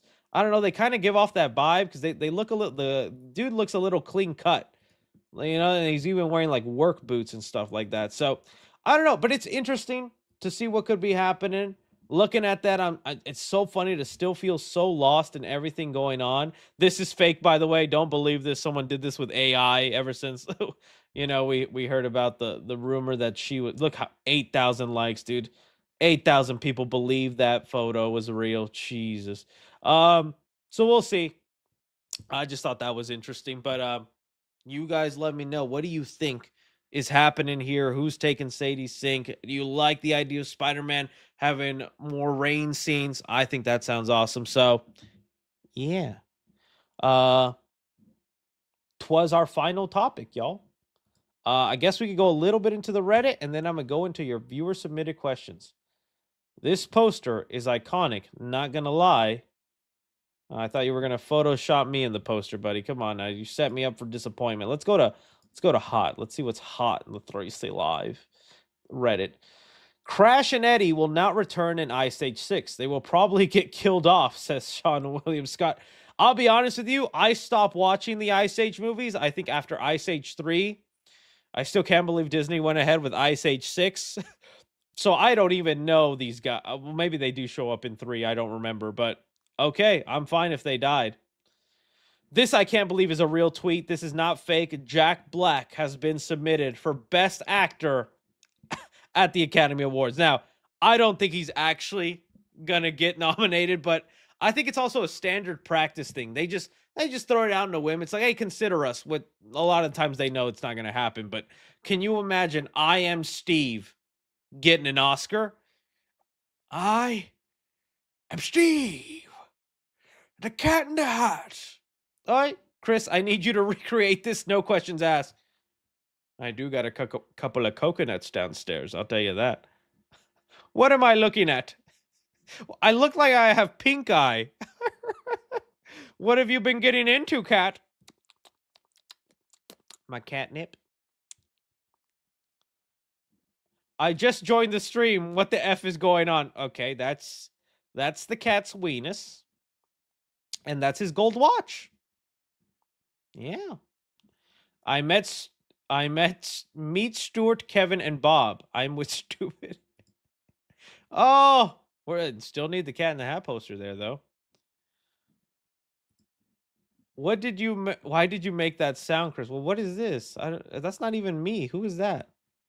Ghost, see, you ruined John Wick for me. I'm just going to watch Bambi now. I've never seen it before. You've never seen Bambi before? It's a classic, man. Spoiler. Okay. I showed up eventually. Bob Kane Batman. Or me with bat wings. Chris caught red-handed. Hey, I looked up Savage Land. And I got savage when the stream ended, I'll tell you that. Fool, get out of me, swamp fool.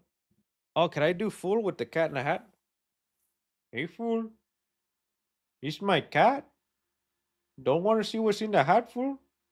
Spoilers, he's a Glock. Good stuff. Good stuff from the cat. What are you doing with those hands, Chris? 6'7"? 6'7"?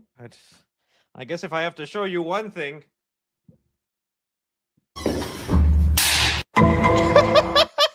Good stuff.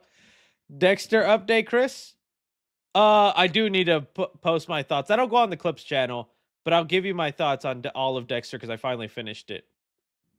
If you are looking for an image, it was probably deleted. Oh, okay.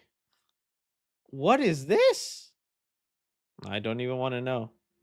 Poster is iconic. We saw that. SpongeBob beats Goku. I think that is lore accurate, if I'm being honest with you. Hi, puppy, please. Rip legend. Rip indeed. 7 minutes in heaven with Toy Chica. Me next, chica, me next. Come on. Wheel, please. Okay. I think that's all we had. Something magical, full of wonder. What is that? Oh, that's a good Photoshop. I like that. The bang a goat. You don't make movies like that today, but I liked it. Something's off. The cat, who also has a hat. Don't get Damien Leone's cat in the hat would actually be pretty fire. Dude, I still gotta film that Fortnite video. Now that all of them are there, I'm gonna do one big video with all of them. I need to get that done. Dogman 2, that'd be cool. Cat American Allegiance. Okay. All right. I think. Knock knock, man. Sorry, looks like you're in deep thought there. I'm here to fix the door. Your doorman says you won't pay rent unless it's fixed. Is that okay?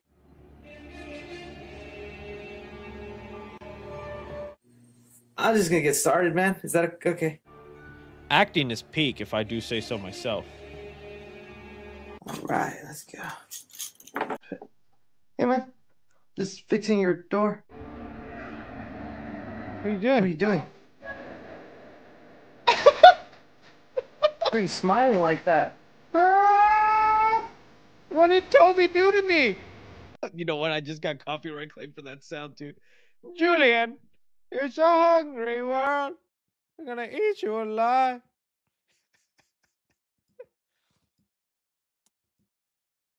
I just. Oh, I did see this going around. Okay. I know a lot of people were talking about it with because the director of Nightmare on Elm Street 3, Dream Warriors, my favorite of the franchise, was saying that he would love to do another movie and that he would cast Jim Carrey as Freddy, which also, look, I'm not trying to hate on Campy. I still watch the guy, and even though I disagree sometimes a lot with him, I still have a lot of respect for everything he's done, and obviously a lot of what I do now has been modeled off Campy's old days, but really don't like that he's been using AI thumbnails now recently. Whatever happened to didn't he have that guy? What was his name? It was his brother-in-law, Ray, right? His name was Ray. He's not even on the show anymore. I kind of liked Ray. He didn't have the best opinions, but I thought he was kind of funny. Anyway, sorry, sidetracked. This isn't something that's actually happening. It's that thing where he's like, oh, I'd like for it to happen, but no, Jim Carrey has not been cast as Freddy Krueger. That's not a movie in the works. Even if the director wants to do it, it's not something that's gonna happen. You know, would I like it? I think I would have liked that 10, 20 years ago. You're not going to see Jim Carrey do that, especially because of the prosthetic makeup, and he has been very vocal about how much he hates the Grinch prosthetic makeup. So even if it was happening and they reached out to him, Jim Carrey would not want to do it because the Freddy Krueger makeup would be just as intense, if not more, than the Grinch makeup, and he just would not want to do that. Also, if we're going with an actor that's going to play a new Freddy Krueger, you don't get someone that's almost as old as Robert Englund. Like, how old is Robert Englund?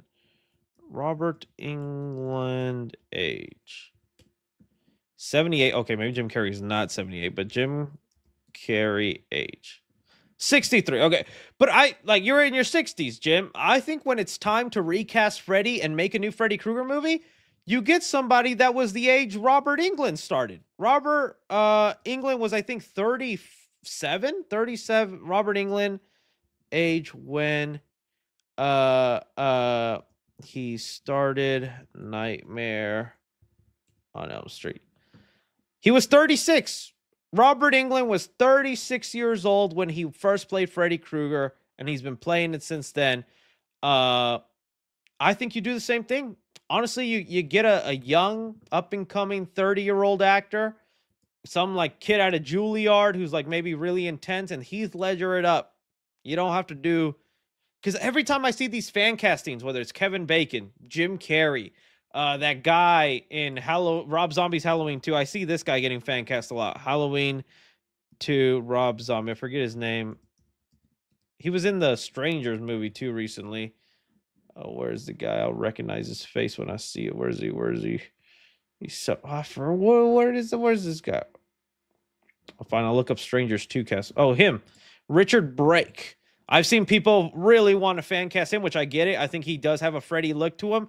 But again, it's just like, it's so much older. It's like, no, let's cast somebody in our like 30s, 40s max, dude. Just my 2 cents on that. Just my 2 cents on that. And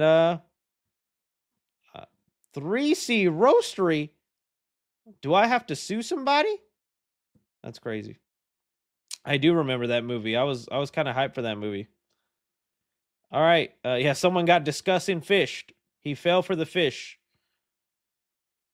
Me and my boy 3C Grant collab. Well, cool. I was in there for a sec.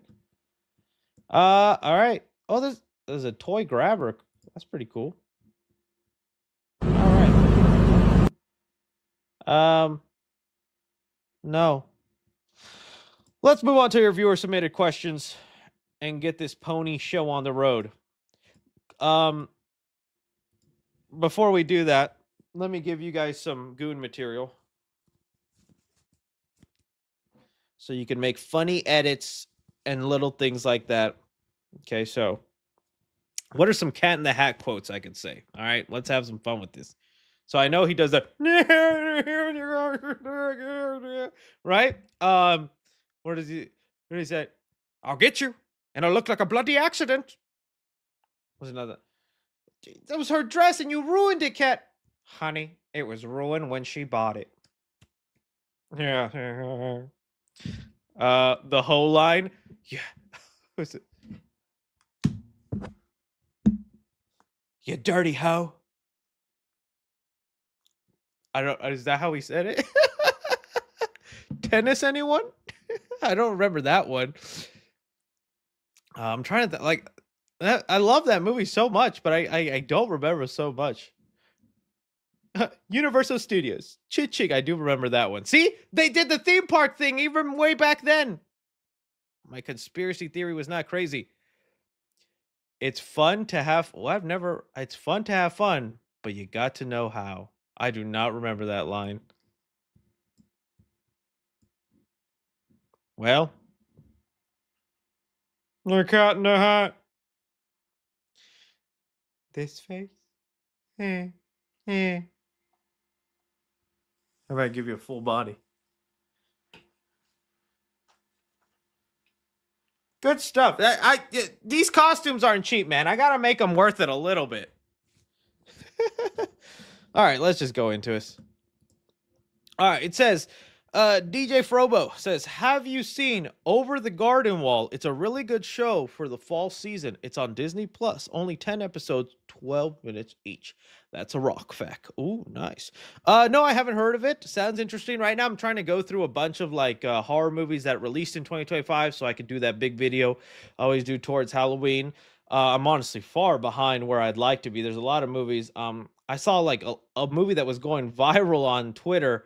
Was called Match. It was like on Tubi, and people just talking about how crazy that one is. Like, okay, I gotta add that to my list and all that. And I've been seeing all these other ones. I just saw Your Host, which is like a Saw ripoff movie that came out this week or two with Jackie Earle Haley. Got a lot of interesting ones to talk with you guys.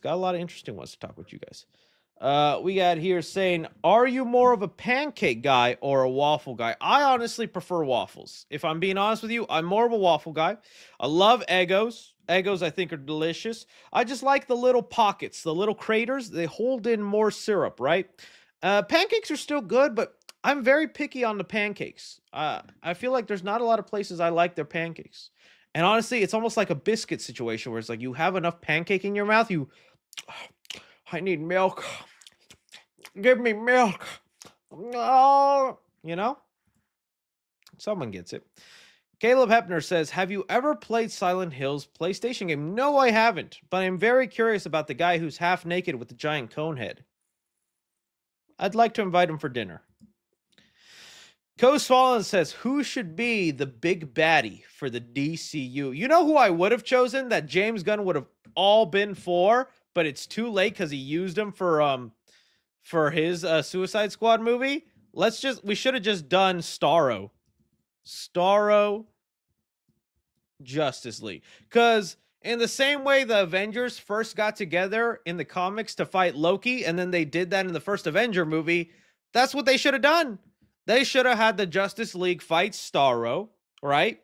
You could have had Starro as the big kaiju, and then you also could have had the whole factor with the stars on the faces, and you could have had those go on a lot of the villains of the Justice League, like Justice League villains, and then they're controlled by Starro and have their superpower. Honestly, I feel like it could have been cool. People say, hell no, nah, y'all don't see the vision. Y'all don't see. Me and Jimmy Gunn, we are visionaries, okay?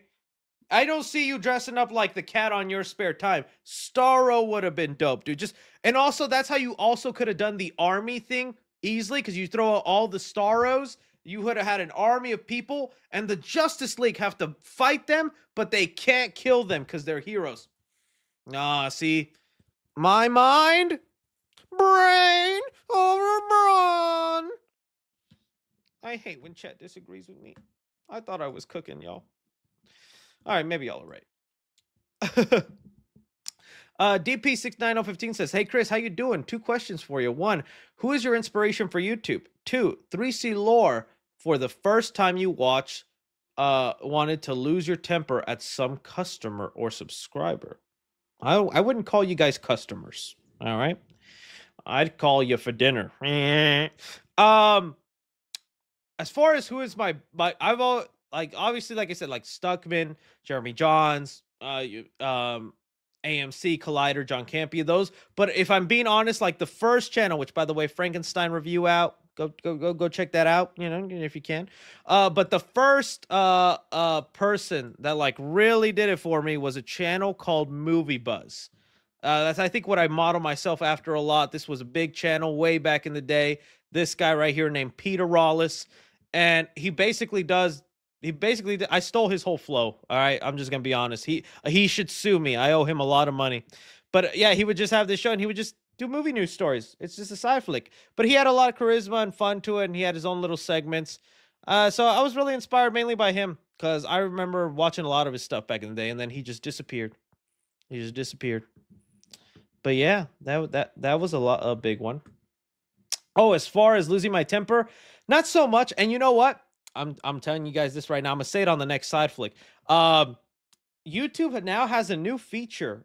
I don't know how prominent it is, and I think you can only access it through mobile for you guys. Not that you can do it too, but I've noticed in the comments now, I can respond with a voice memo. So if you leave a comment on this live stream or on a future video, and I want to respond to it, I could just do a regular text response, but I could also do a voice memo. So I've been having a lot of fun with that. And that's been kind of cool. I think on the next side flick, I'm going to like ask you guys to make me say something, and I'm just going to go through the comments, voice memoing it up. I think that could be fun.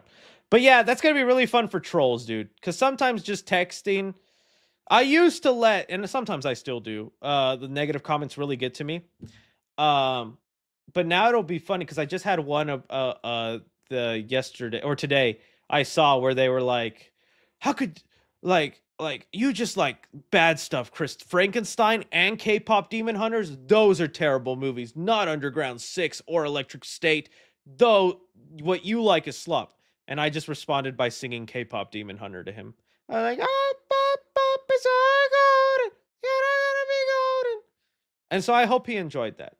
I hope he liked that.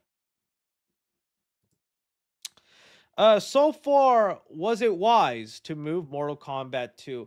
Maybe. You know, there hasn't been a lot of big box office booms, and I think this weekend is going to prove to be a kind of slower one. But it might pan out for them. I mean, I'm really interested in the movie. It looks fun. I don't think it's going to be a particularly awesome movie, but I think it's going to be a very entertaining movie, if that makes sense. I think it is still going to be a movie that's going to get criticized for a lot of the stuff that the first movie did, like story and characters. But I think it honestly looks kind of like trashy fun in a weird way. I hope that kind of makes sense. I'm not trying to bash because it does look fun. But maybe that's the tone you need, right? You don't need to take it deadly serious. Tevin720 says, hey, man, I would love to make you an intro song for all your content. What's a good way to get in touch with you about this? I think in the description of this video, you should see my email, 3cfilmreview@gmail. Dude, I've been wanting some sort of intro song or my own kind of little theme music. I don't know what exactly I want, but I definitely want something just to kind of like have a sound that you associate 3C with that isn't ya goon. So hit me up, man. Hit me up.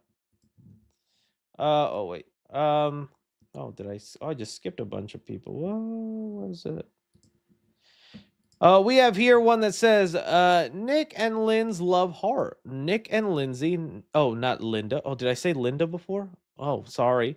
How do you feel that Freddy is always wearing Christmas colors? I love it. He's a cheerful fellow. He's a joyful man. I like the look of Freddy. You know, I yearn for the days of more horror characters that have unique looks to them. I am so sick of the random mask and a black hoodie look. Blech. You know, the only one I really like to excuse that with is Scream. That's fine, but even then, Scream has some swag to him, okay? He's got the glossy hood, so his hood is all glittery. It's got those nice trails. I think the Ghostface outfit's pretty cool. But I like Freddy's look, man. The glove, the sweater vest, the hat, the fedora. It's such a cool look. Such a cool look.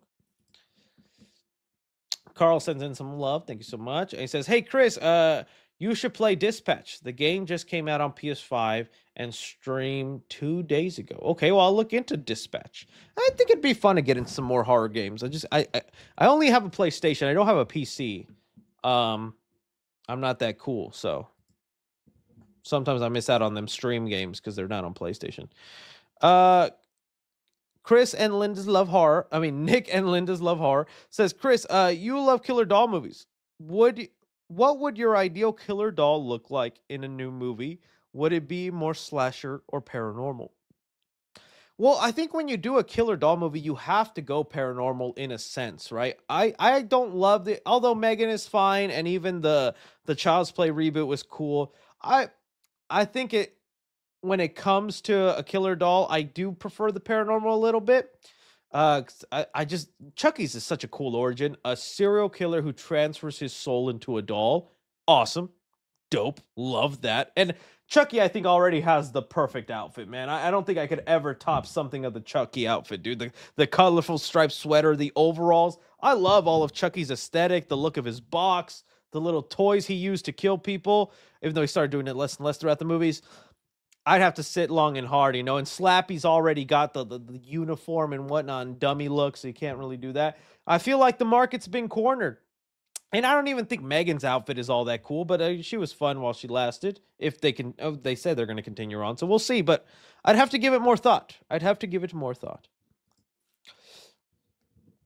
Alexis Galar says, 3C, can you wish me a happy birthday today? Well, happy birthday, Alexis Aguilar.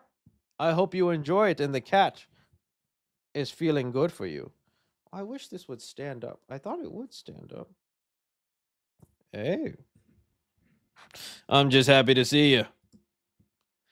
Michael Thompson says, hey, Chris, if you were to cast to play a new Charles Lee Ray and voice a new Chucky, what would your Chucky voice be? Oh, no.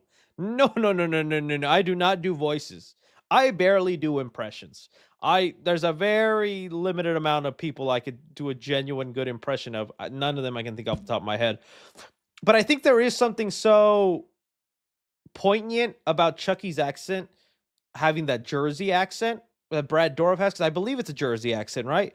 The Lakeshore slang. Like, there's something to that Jerseyness that I think is honestly kind of important. So I would try and hone in on my Jersey side and try to emulate that, you know?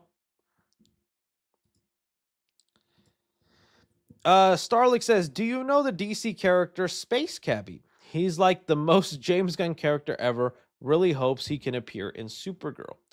I do wonder how much of that weird James Gunn-ness stuff we're going to be getting in the future, because in recent interviews, he's seeming more like he's willing to just stick to the norm, or stick to the, how do I say it, the well-known. Space Cabbie, it seems like an interesting feller. I never really heard of him. Space Cabbie is a science fiction taxi driver in DC Comics. Well, that sounds actually kind of interesting. He's just like a galactic Uber. 5 stars, please. Omar Gonzalez says, hey, Chris, big fan. Which new Fortnite horror skin is your favorite? Also, which Peacemaker dance opening do you prefer, season 1 or 2? You know, I thought it was season 1 at first, but over time, I really started to like season 2. Julian.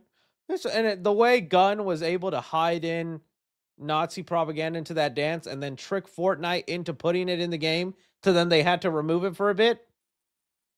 That's just life stories you can't make up.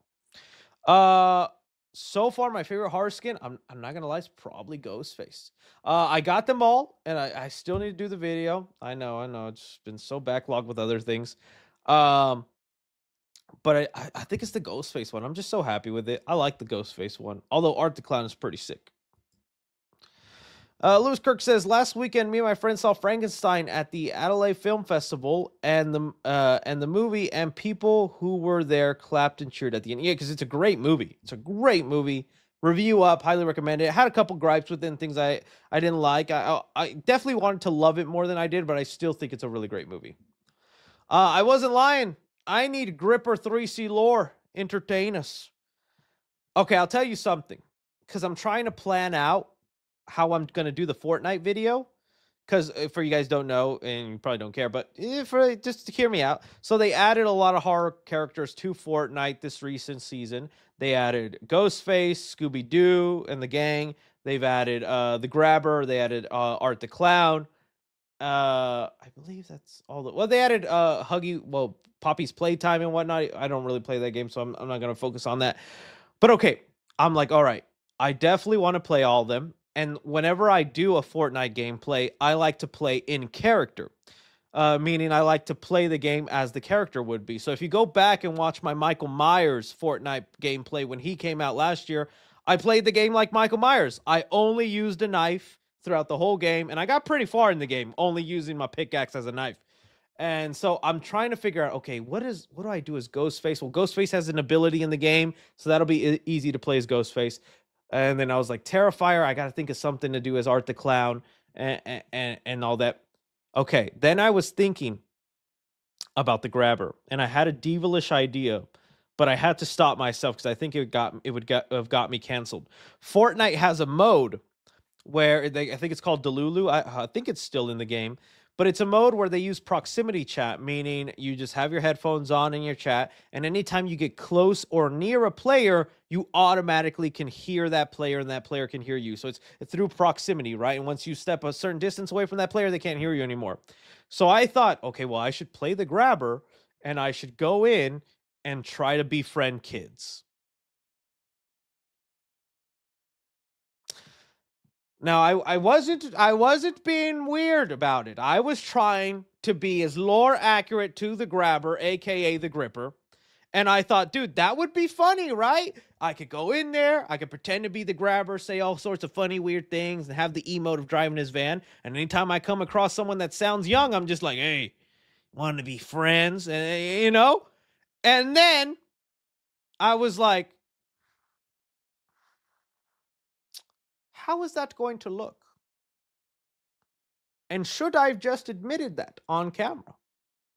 So that definitely stopped me there, and I've been stuck like, okay, then what do I do? Because I still want to play in character, and the Grabber goes after kids and pretends to befriend them. So I thought that would be the funny thing to do. So instead, what I decided on, which would I think get me less canceled, instead of trying to make friends with the kids online, I'm just going to kill them. Right? Okay, so that's probably what I'll do as the Grabber, is I'll hop in that mode, and anytime I hear a child's voice, slash them up and hear them cry. I think then that's what I'll probably end up doing. So if I don't have my channel tomorrow, you know why. Snow L. Jackson says, rank these horror reboots. Rob Zombie, oh, so it's all the remakes. You know what? I'm not gonna do the rank. I'll tell you my top 3 favorite ones out of these. I won't rank them all, but I will tell you I finally am trying to make a video happen that a commenter has been wanting for forever. The reacting to negative reviews, and I've decided the theme will be reacting to negative reviews of my favorite horror movies, remakes, favorite horror remakes. And a lot of these are on that list. I like the Rob Zombie one. I like the Friday 13th. Nightmare on Elm Street's not going to be on that list, unfortunately. Texas Chainsaw will be. Child's Play will be. I don't know what Ed is. ED. CM either. And I think that's Hellraiser, right? So I do that, and I do have a costume for it. So I just gotta get that video filmed this weekend, so it could be first next week and Spook Your Mama. So you'll hear my thoughts on a lot of these then as I'm defending them, because there's people who hate them, right? So, but it's also just to get that guy to stop commenting, man. I'm tired of seeing him in that comment section. Just kidding. But all right. My 3 favorite of these, I honestly think number 1 is the Texas Chainsaw Massacre 2013. I think it is the best. Oh, Evil Dead. Thank you, Evil Dead. Okay, Texas Chainsaw Massacre. Then, oh, that's hard because I really did like the Evil Dead one.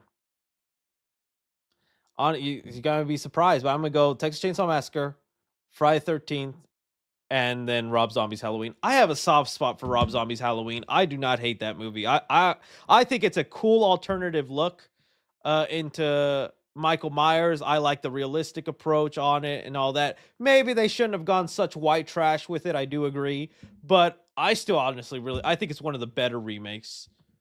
But you know, that's just the sequel lost me though. Lewis Kirk says, also my friend said same thing. Funny at the start where we said, I thought we were watching Frankenstein, not Santa's origin, if you know what I mean. Yeah, I agree. It felt like I was like, what's happening here? Cool way to start it though. I just joined and we got Can the Hat singing K-pop Demon Hunters. All right. Appreciate you, HD. Gabrielle 1374 says 3C lore about carving pumpkins. Okay. I'm not going to throw my honey under the bus too much, but I do remember this. One year we were carving pumpkins. I think I have a photo of it. We were carving pumpkins and we wanted to put our initials on them. So for me, it's really easy. I'll just make a C, right? You just make a C. Really simple, not that crazy, right? Well, my honey's name is Ashley, so she has to make an A. And I love this woman. But let's just say she didn't realize I don't even know how I don't have a photo of the actual pumpkin because it got ruined.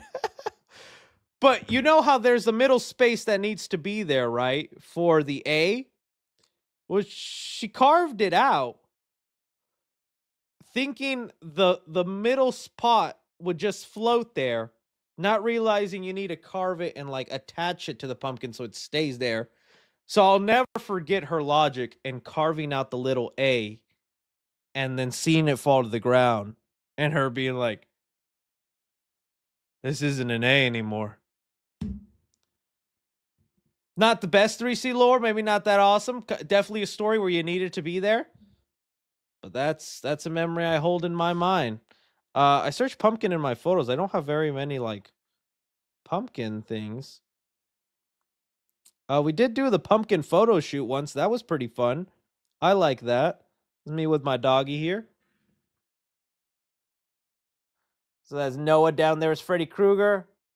Obviously, big boy me with the hat, and then her behind. We did that. You see that every year on the TikToks. That's about it. That's about all we did. That was pretty fun. I looked honestly pretty cool. All right, let's go on here. Sorry, misspelled. Meant to say Frankenstein was amazing, and people clapped and cheered. Oh yeah, I understood you, buddy. No worries. Mr. Oh yeah, 10th. Dude, you saw how long it took the commenter guy to me finally make that one video, and who knows if I still get it done. He's on comment 349 or something like that. This is comment 10. Oh, buddy, sorry. It's going to take you a lot longer.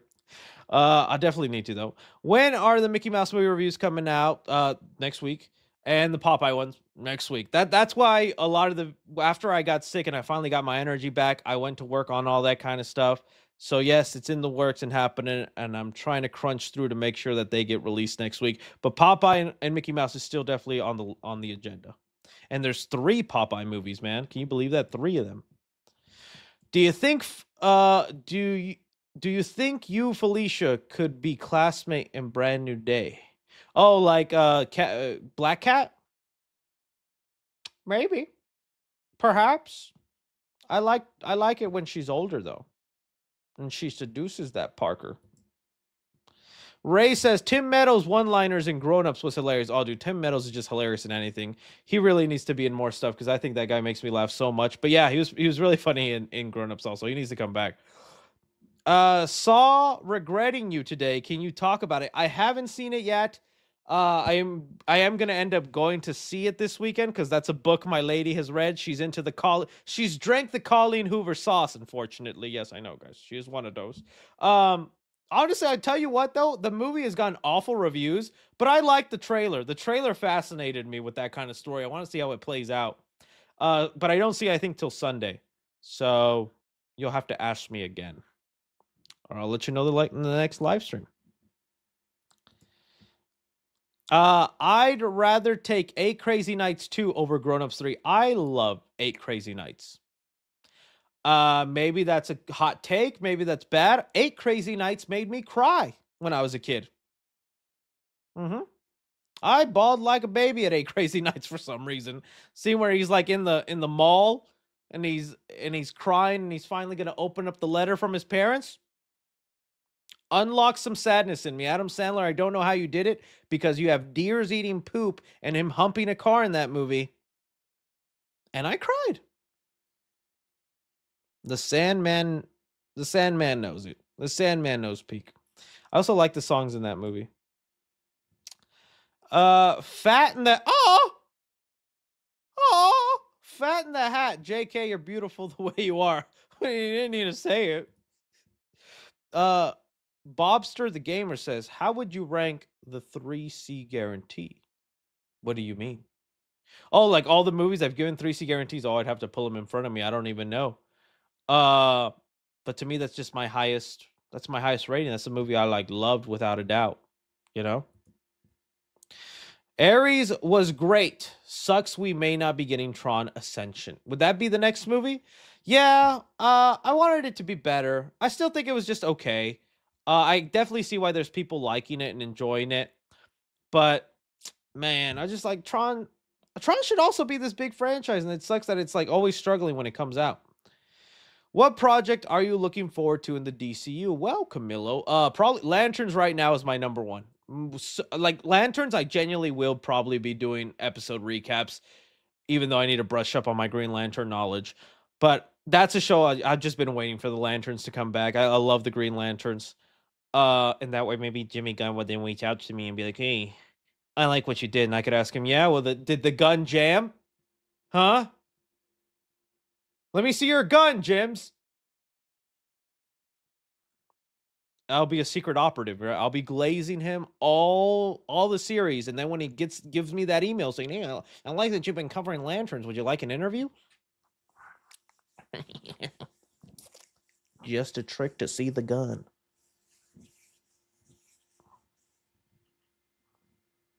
Okay.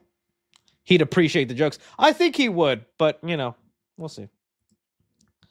The Archive says, they said the Marvel Zombies Season 2 is a possibility. I could see it being a possibility. I think enough people maybe gave it a shot, but it takes so long with the animation stuff. We'll see. We'll see if they go through with it. Sunday Joe, hey, Chris, hope all is well. I hope all is well. If you were the WB buyer, what decision would you make with the studio? I'd revive the Looney Tunes and keep DC as is. I agree. I would not fire the gun. I would load him up, give him a silencer. That's a great analogy I just did right there. I impressed myself. I'd give the gun a silencer, so take away his phone, but I'd still let him be DC. Definitely more of a focus on Looney Tunes. I'd want to bring them back. I would greenlight a live action Scooby-Doo movie again, and we would start that franchise back up. What else would I do with Warner Brothers? Are there any other cool things in Warner Brothers? Honestly, they've been doing fine. Keep the horror stuff going. Have all that. Oh yeah, Ben 10. You're right. Oh yeah, I'd pump all the nostalgia out of Cartoon Network. So Courage the Cowardly Dog animated movie, gateway horror for kids. A Ben 10 live action movie. We'd do that. Friday 13th. Yeah. Oh yeah, I'd be working hard at the Nightmare on Elm Street and Friday 13th. Right. So I'd be like, let's figure this out. Let's get this done. Do all that. I don't know if I'd do Tom and Jerry again. I do love Tom and Jerry, but man, we've tried so much. And a Batman Beyond movie and Space Jam 3. There you guys go. And then I'd be fired within within the end of the year. This guy's crazy.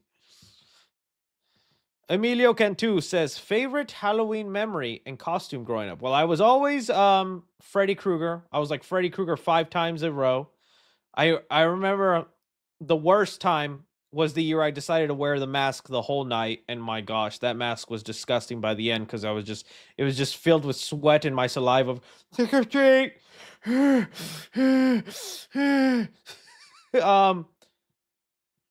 But I love trick-or-treating was so nice. Honestly, I was spoiled on my trick-or-treating because my dad would take me to good neighborhoods. We would go to great neighborhoods where all the houses in the street would be decorated. There'd be music coming from the cars. They would be so filled with kids. And now that just doesn't happen. And I look down my street on Halloween day and I see like 4 kids. And I'm like, where are the rest of you? It's just that. It's sad, man. Daniel Phillips says, thoughts on Jim Carrey as Freddy Krueger? Yeah, see, I talked about it earlier. Would not mind him. I think he definitely have something interesting to do. But it's not something that would actually happen, nor would I want it to happen right now. If it does, like, I'm not going to complain too much because I love Jim Carrey. I love Freddy Krueger, so let's see it. Why not? But given how much he hates the Grinch makeup, he's not going to want to do the prosthetics for Freddy Krueger. Just because the director wants to do it doesn't mean it's actually happening. Just an idea. My mind is just someone much younger, unknown, and kind of a serious actor. I'd want like a Juilliard kind of dude, almost like an annoying, kind of an annoying person who takes the acting method and takes it seriously. That's what I need. I need me that. Thoughts on David Dastmalchian as DCU Batman? Oh, I don't know. I like David Dastmalchian a lot. If you guys don't know, that's who did Polka Dot Man, and he's been in a lot of other stuff. David I like him a lot. But if I'm being honest with you, he has more of an evil face than a kind face. I'm sorry, David. I'm sorry, okay? But I look at him and I'm thinking American Psycho. I'm thinking more Scarecrow, Riddler, Younger Days Penguin. I don't know. I'm sure he could probably pull it off and do a great job. And he's probably great. But dude, don't look at that face and tell me you're not a little scared. He'd probably make a great Joker if I'm being honest. I don't know. He just has more. But maybe that's also what you need for Batman, right? Maybe you need that dark and grizzled face. He actually has a great jawline for it. So, but yeah, that's my thought. Cohen Andrew says, I'm being Art the Clown for Halloween. I'm going to use a trash bag to put my candy in. I'm starting to get worried. I might really scare kids, though. I would also advise you double bag that trash bag. Double bag it, homie. Because dragging that thing, I've done that before. You'd be surprised how quickly them bags rip. Double bag that trash bag. Just gave you some life advice there. But yeah, you might scare some. Depends how good you do your makeup. A lot of people probably be frightened. That'll be fun. That'll be fun. Tiny Time says, doing an MCU marathon and was surprised to find Iron Man 2 wasn't as I agree. It wasn't as bad as I used to think it was. I love Tony dealing with his morality and seeing War Machine be as badass in that final fight. I agree.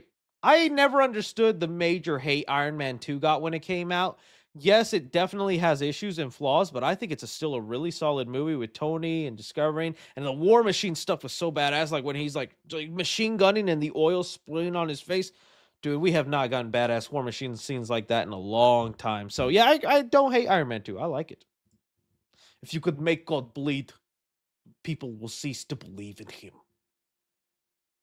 If you watch that Cat in the Hat guy, he's kind of funny. Kobe says, first teaser and look at Avengers Doomsday ahead of Avatar 3 screenings seem likely. What do you think? Yeah. Well, if the Spider-Man is keeping his release date, Spider-Man is way more likely. I think Spider-Man's way more likely because it's so much sooner.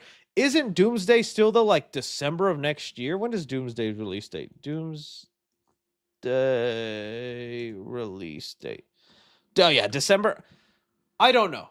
I don't think so. I think it'd be more Spider-Man than Doomsday. It's such a year out, and they don't usually do that as much anymore. It could be, if it is, it's like a 5-second, 10-second thing. It'll be a thing where, like, you guys remember the first teaser for The Dark Knight? I don't know if it was Rises, where it was just the Batman symbol crumbling with different audio tones. I think it'll be something like that, where you don't even really get a peek at the movie. It'll be more just like the logo or the announcement of it. That'd be pretty far out for the film, if I'm being honest. Nick Figure says, so much nastiness in the world, people being unalive for expressing opinions and everyone yelling at each other. I watch movies to get away from that.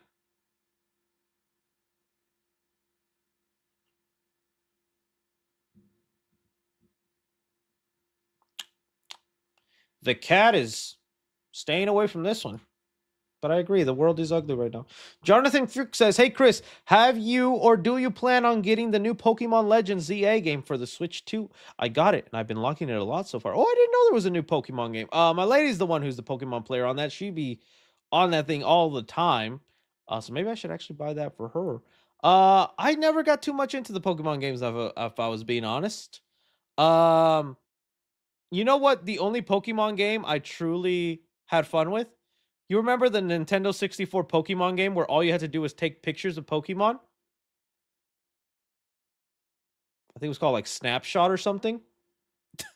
That is probably the Pokemon game I played the most. Yeah. That's the one. Pokemon Snap. All right, thank you. Ben Malsky says, hey, Chris, I've been seeing movie outdoors all summer throughout Boston and near where I live. Shrek and Moana. Wow. You like to see movies outdoors? Oh, dude, I would love it if I wasn't in Texas because we got mosquitoes, flies, and that humid heat. So, although there is some days where the weather is so nice, and it's rare. Today was actually kind of a nice day. But ooh, dude, when the weather is nice, I do sit out there and go, oh, it'd be nice to have like a projector and just watch a movie out here. I'm sure Boston is probably feeling good, though, but in Texas, no, I'd be eaten by mosquitoes. Flies would be all around me, and then I'd eventually just get the back sweats, and I'd be like, honey, I'm getting in the tub. Mr. Old Ass Who says, Dice 2 on Tubi. Okay, where's the first one, though? I do want to actually cover the Diced movies. I'm trying to watch the Jester movies and the Diced movies. So I want to get those covered for you guys, too. Hopefully I can squeeze them in. You guys let me know where I can watch Diced 1. Because that's the one I'm having trouble finding. Good to know Dice 2 is on Tubi, though. Because I couldn't even find it on Apple TV. Or just like, you know, the iTunes store. Did you watch Good Fortune? So, no, I still need to watch Good Fortune. I did hear pretty funny things about it, and it just sucks that like that movie kind of came and went. Although there was some controversy with Aziz and all that. Man, I was really rooting for Aziz and all that kind of stuff. I really liked his humor, but man, there was all that stuff with the Riyadh Festival or whatnot. And I was like, everything has just gone to crap. The Cat in the Hat had a put down thing 1 and 2, and now this. All right. But I do want to watch Good Fortune. RJ in production says, I watched Shelby Oaks. It was okay. During the scene where the main character was explaining something and then said, I know I'm crazy. A guy on the right of me shouted, no, you're just a terrible actress. That sucks. But yeah, the Shelby Oaks stuff has been interesting to see the people world. I knew it wasn't going to get as great of a reception as many other debuts of YouTubers. Like I said, it was a movie I ended up liking. I wish I loved it more than I did. It was a lot of the. I still contend the first 17 minutes of Shelby Oaks I think is so really solid, and you can tell Chris Stuckman does have an eye for building tension and setting up the suspenseful dread feeling. But then when we got to the reveal, I mentioned it in my review. I didn't like the reveal. I didn't really like the ending, and I did think it was like derivatives of stuff that we've seen before. But I don't think that means like Chris Stuckman is completely bad in it. I've seen a lot of people suggest, because it was funny, I was watching John Flickinger's review, I saw Jeremy John's thoughts, I think I saw Dan Murrell's on it, and a lot of them were agreeing that maybe Chris should like maybe not write and more just direct someone else's writing. That might be the case, you know, who knows? But I still think it's an achievement, and it's awesome that he did it. And if I'm being honest with you, being put in his shoes, even just making a movie, even if the world hates it, at least I did it. At least I was able to do it. I mean, that's the thing I fear the most if I were ever to do something like that, is the world hating what I made. But hey, at least I did it, right? So I'm sure Chris feels that way. And it's not like it's completely hated, but it looks like people are way more divided on it than he would have liked them to be. Strain says, watch a horror comedy called Scared.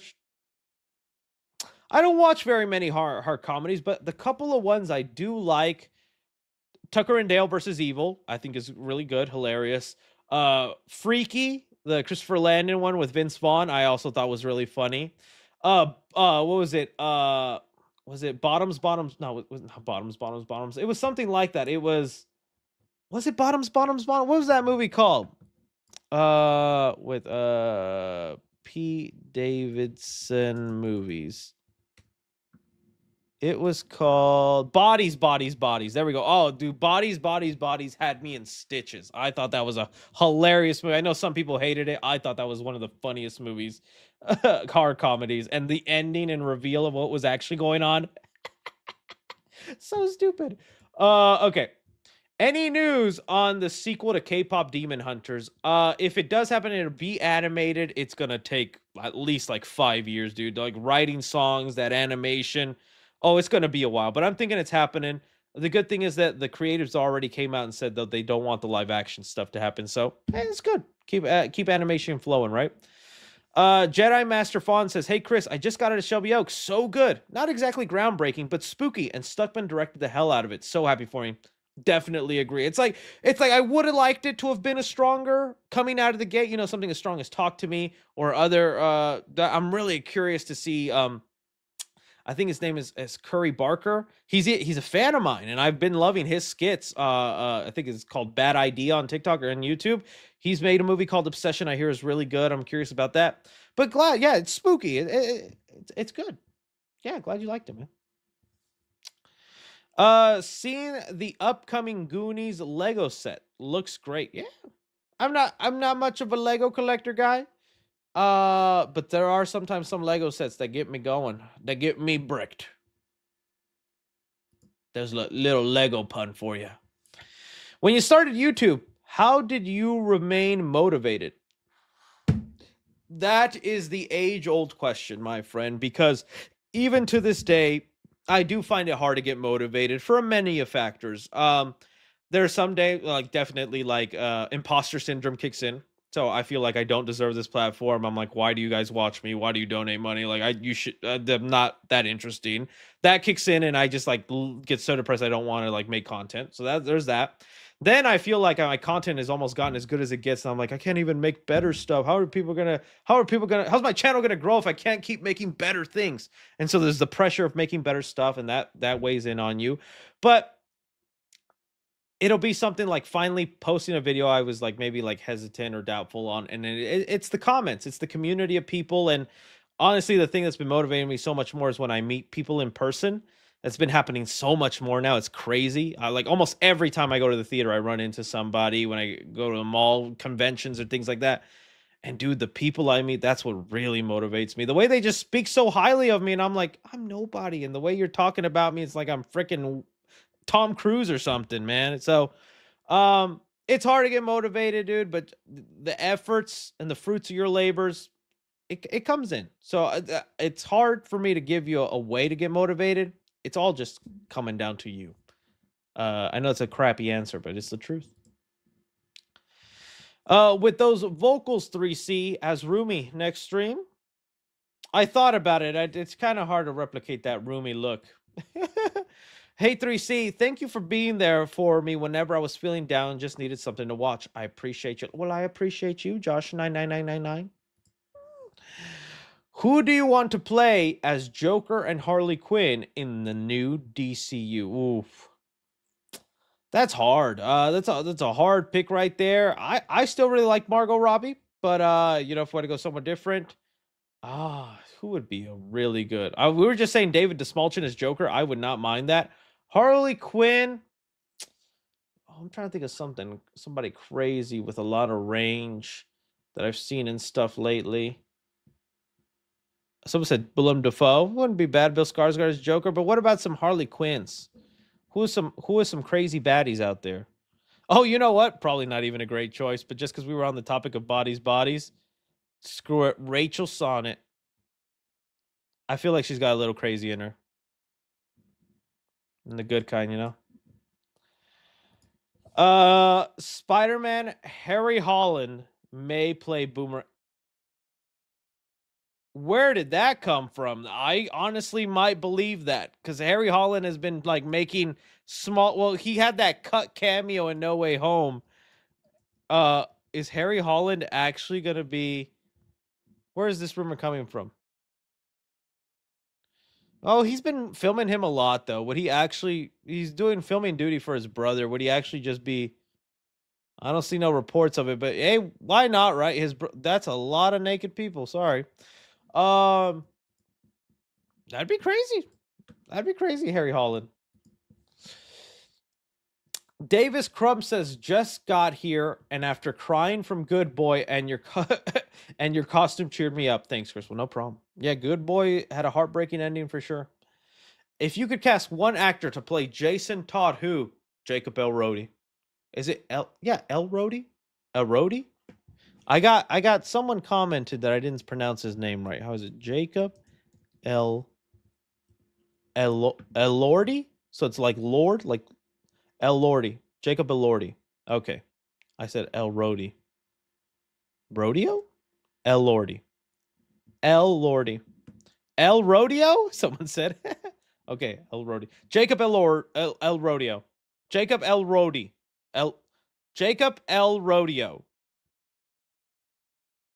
Respect the man. He was Frankenstein. Frankenstein's monster. With 2025 almost done, how you think Blumhouse did compared to 2024? Well, I know 2024 was an abysmal year for them, so let's look at the Blumhouse movies then. Blumhouse movies. Let's see.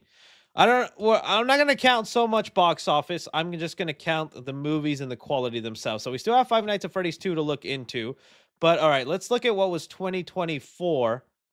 So they had honestly not a great year in 2020. They had Night Swim, not that great. But I didn't hate it as much, but not that great.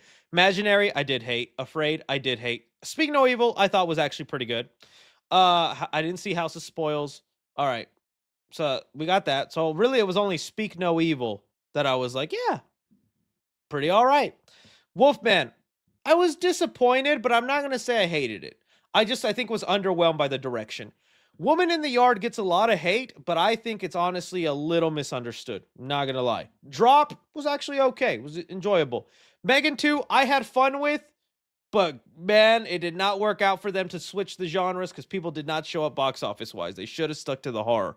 I really did enjoy Black Phone 2. I thought Black Phone 2 was really good. Oh, The Lost Bus is that the I finally saw that movie. Some of you guys were recommending it to me. It was pretty good. I liked it. But if we're looking at just Blumhouse horror movies. So yeah, honestly, much better year. Much better year. And we still got Five Nights at Freddy's and No Me Sigues, which I think is a foreign movie they're doing, I guess. We'll see how next year goes, because next year is Soulmate, which is in the Megan universe. We got The Mummy, very excited for The Mummy, another Insidious movie, and something called Other Mommy. Oh, I'll be your other mommy. Do you want the other mommy? Okay.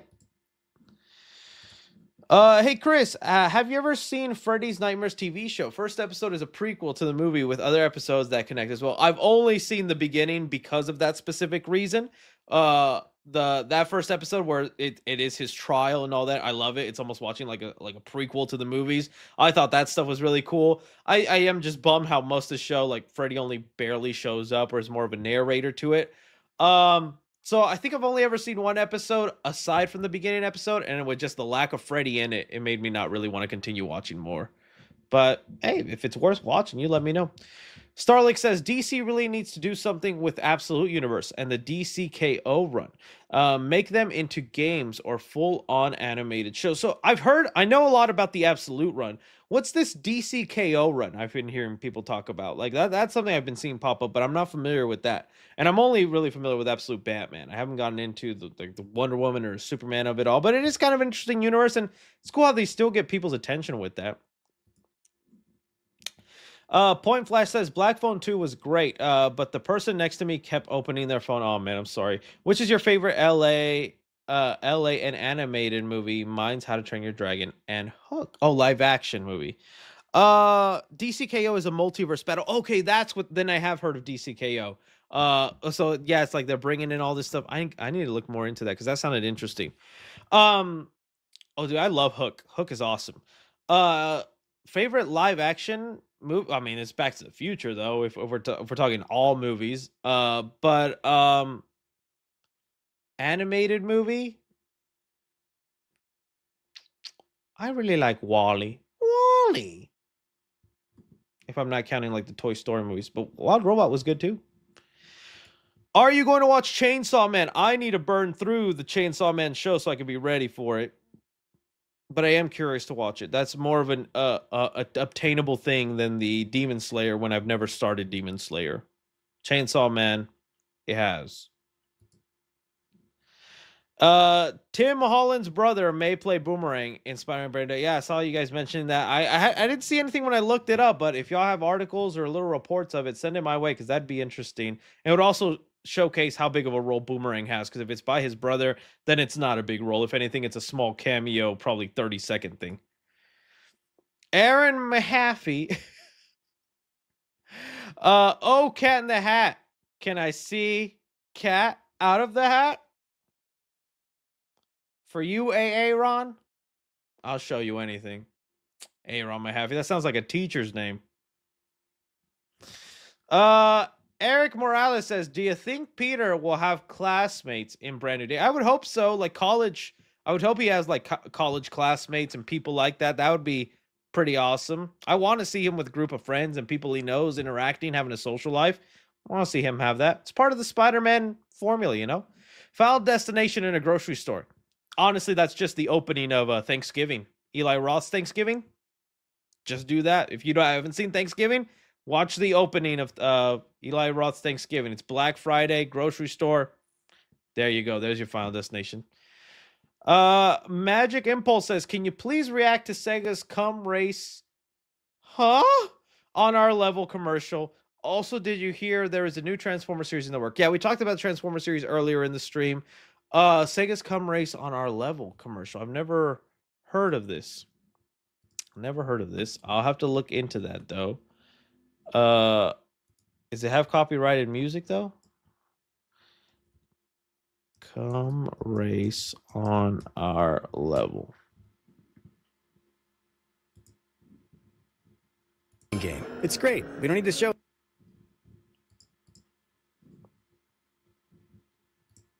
it to you. But what if you can blast through and race on a whole nother level? What if you could warp across different dimensions, fully customize and build out your machine, and compete head-to-head across different platforms? Or what if you want to roam around on the open road? Are they banging in there? I mean, it's a commercial. Not sure why I had to watch that, but I did it for you, buddy. I did it for you because you super chatted. Isaiah Giller says, popped in the chat. This costume is wild. I want to say I've been watching since you were reporting on Child's Play remake. I'm 20 now. Woo! You primarily were. I get my movie news. Love the content. Thank you. And I still hope to be that, and I hope you still stand by me all this time. I did meet a fan once. There was like, I used to watch you. High school, coming home, and watching you was the peak. And I was like, well, what happened? Yeah, I got busy. And I was like, oh. I spit on him. And then I cried in the bathroom. Starlink says, what franchise out of these do you see DC collab the most with? Dragon Ball, DC. That'd be an awesome collab. DC Pokemon, DC Attack on Titan, DC FNAF. Do you have your own? There's been some that they've done like Ninja Turtles, right? Dude, Dragon Ball would be awesome. That'd be a dream. Why not FNAF? FNAF would be so funny. If anything, it'd be like My Hero Academia would probably be the one. Karate Kick 4D says, it's funny, Fortnite mostly for kids, and yet they added art to Clown and the Grabber. And it is funny seeing people so overreact. Like, yes, we get it. The Grabber, not a good guy. 'Tis a child grabber.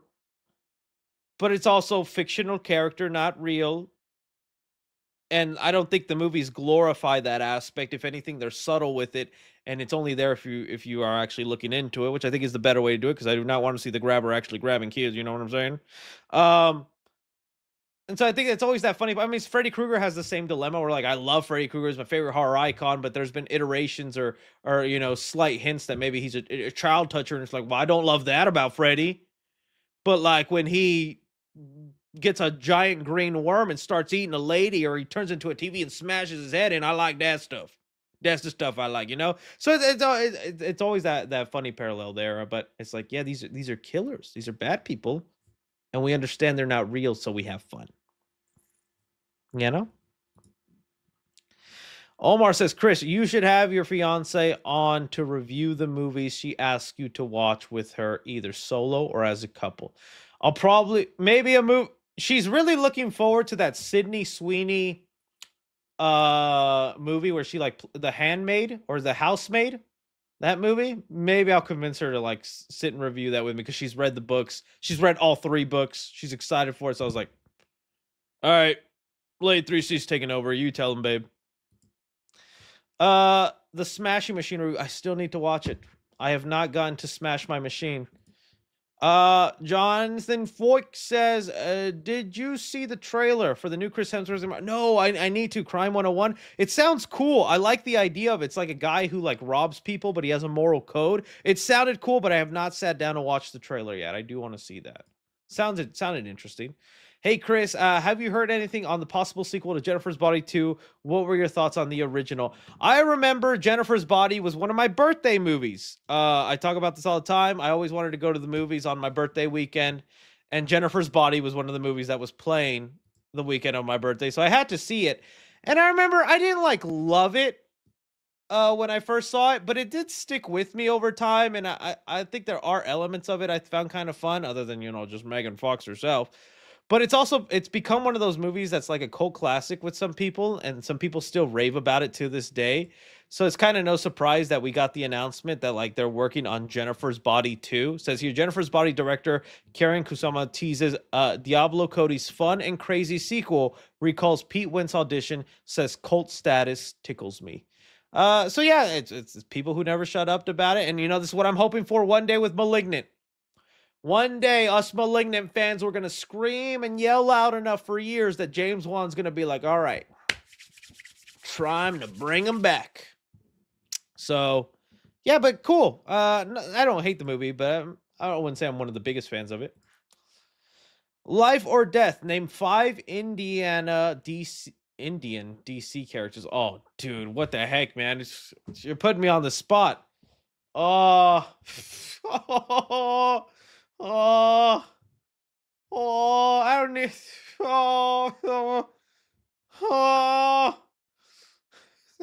It looks like I just died.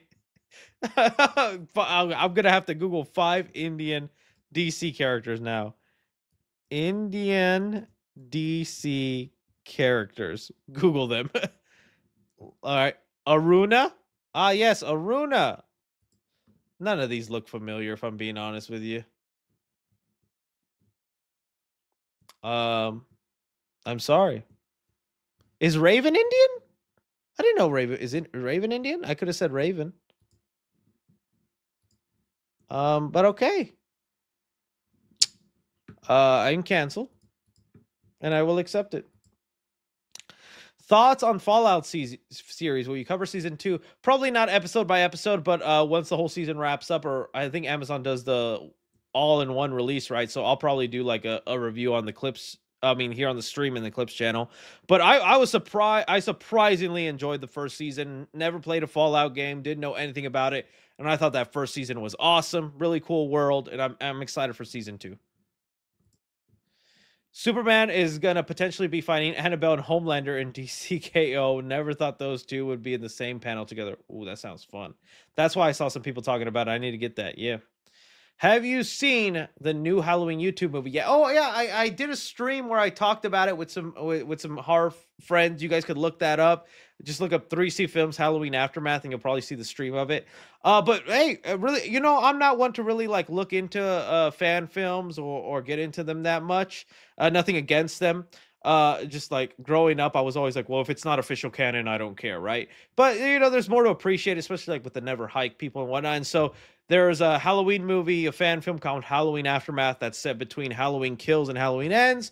It is 2 hours long. It does drag a bit, a little too much dialogue, but I mean, if you're really into the Blumhouse trilogy and you like a little bit more about what somebody could do in that world, I thought it was actually better than a lot of fan films. Newest first on Reddit. Okay, let's. I don't know what you're doing on the Reddit, buddy. Oh yeah, my little speech here. Oh, this is where I just. This is the guy who was like hating, and I responded. He was hating on the K-pop Demon movie, and I just responded by singing the song. It's our moment. You know together we're glowing. Gonna be golden. Good stuff.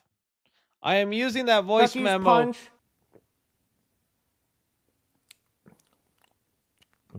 I don't think fruit punch drinks should be enjoyed carbonated, but hey, that's just me. At least nothing bad's gonna happen to me from drinking this.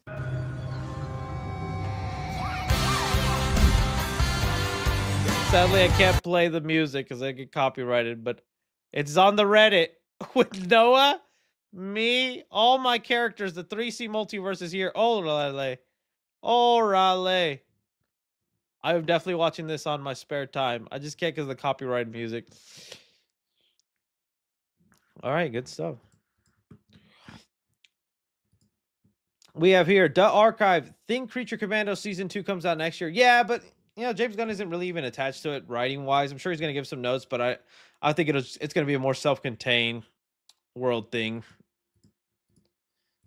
We have here, 3C lore on your favorite thing to do with your dad. Watch movies. It's because of my dad that I love the movies. He showed me Rocky, Indiana Jones, Back to the Future, all the classics. Family movie night was a big staple. Going to Blockbuster was a regular thing in my house, and that will always be my favorite memory. Just movie night. We do movie night like 3 times a week. It was awesome. We would watch American Pie movies as a family, believe it or not. American Pie movies as a family. It was wild. When do you think we will get the Scream 7 trailer? Love the channel. Man, I thought it was going to somehow come out this year, but since they changed like the logo and updated their socials, it really does look like it'll be released then with Running Man. If not, maybe Halloween Day. Maybe they surprise us and give us a nice Halloween Day treat. But I really don't know. What's your favorite scary movie? Nightmare on Elm Street 3, probably. I really like Scream. I need to sit down. It's more of a broad question. You know, I just love the genre more. And I have different feelings. Like this year, I was just really into rewatching the Halloween movies. It's like I rewatched the Blumhouse trilogy. I saw H2O. Part of me wants to watch Resurrection for some reason. Like there's a comfort in watching those movies. Thoughts on success of Demon Slayer? That's awesome. And it honestly shows you the future where some things are having. I think a lot of studios are gripping to buy more IP, make more anime IP driven movies.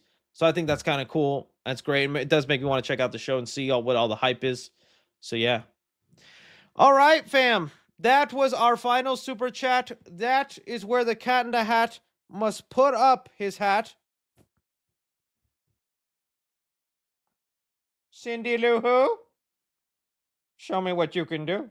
I want to thank you guys so much for being here with me and having you guys watch me yap and be the cat. Y'all are fantastic. Stay tuned for more crazy costumes I have planned for the streams. I love your faces. Be good to one another, and The Cat in the Hat will rise again. Will rise again. Good night. Good night, DP. Good night.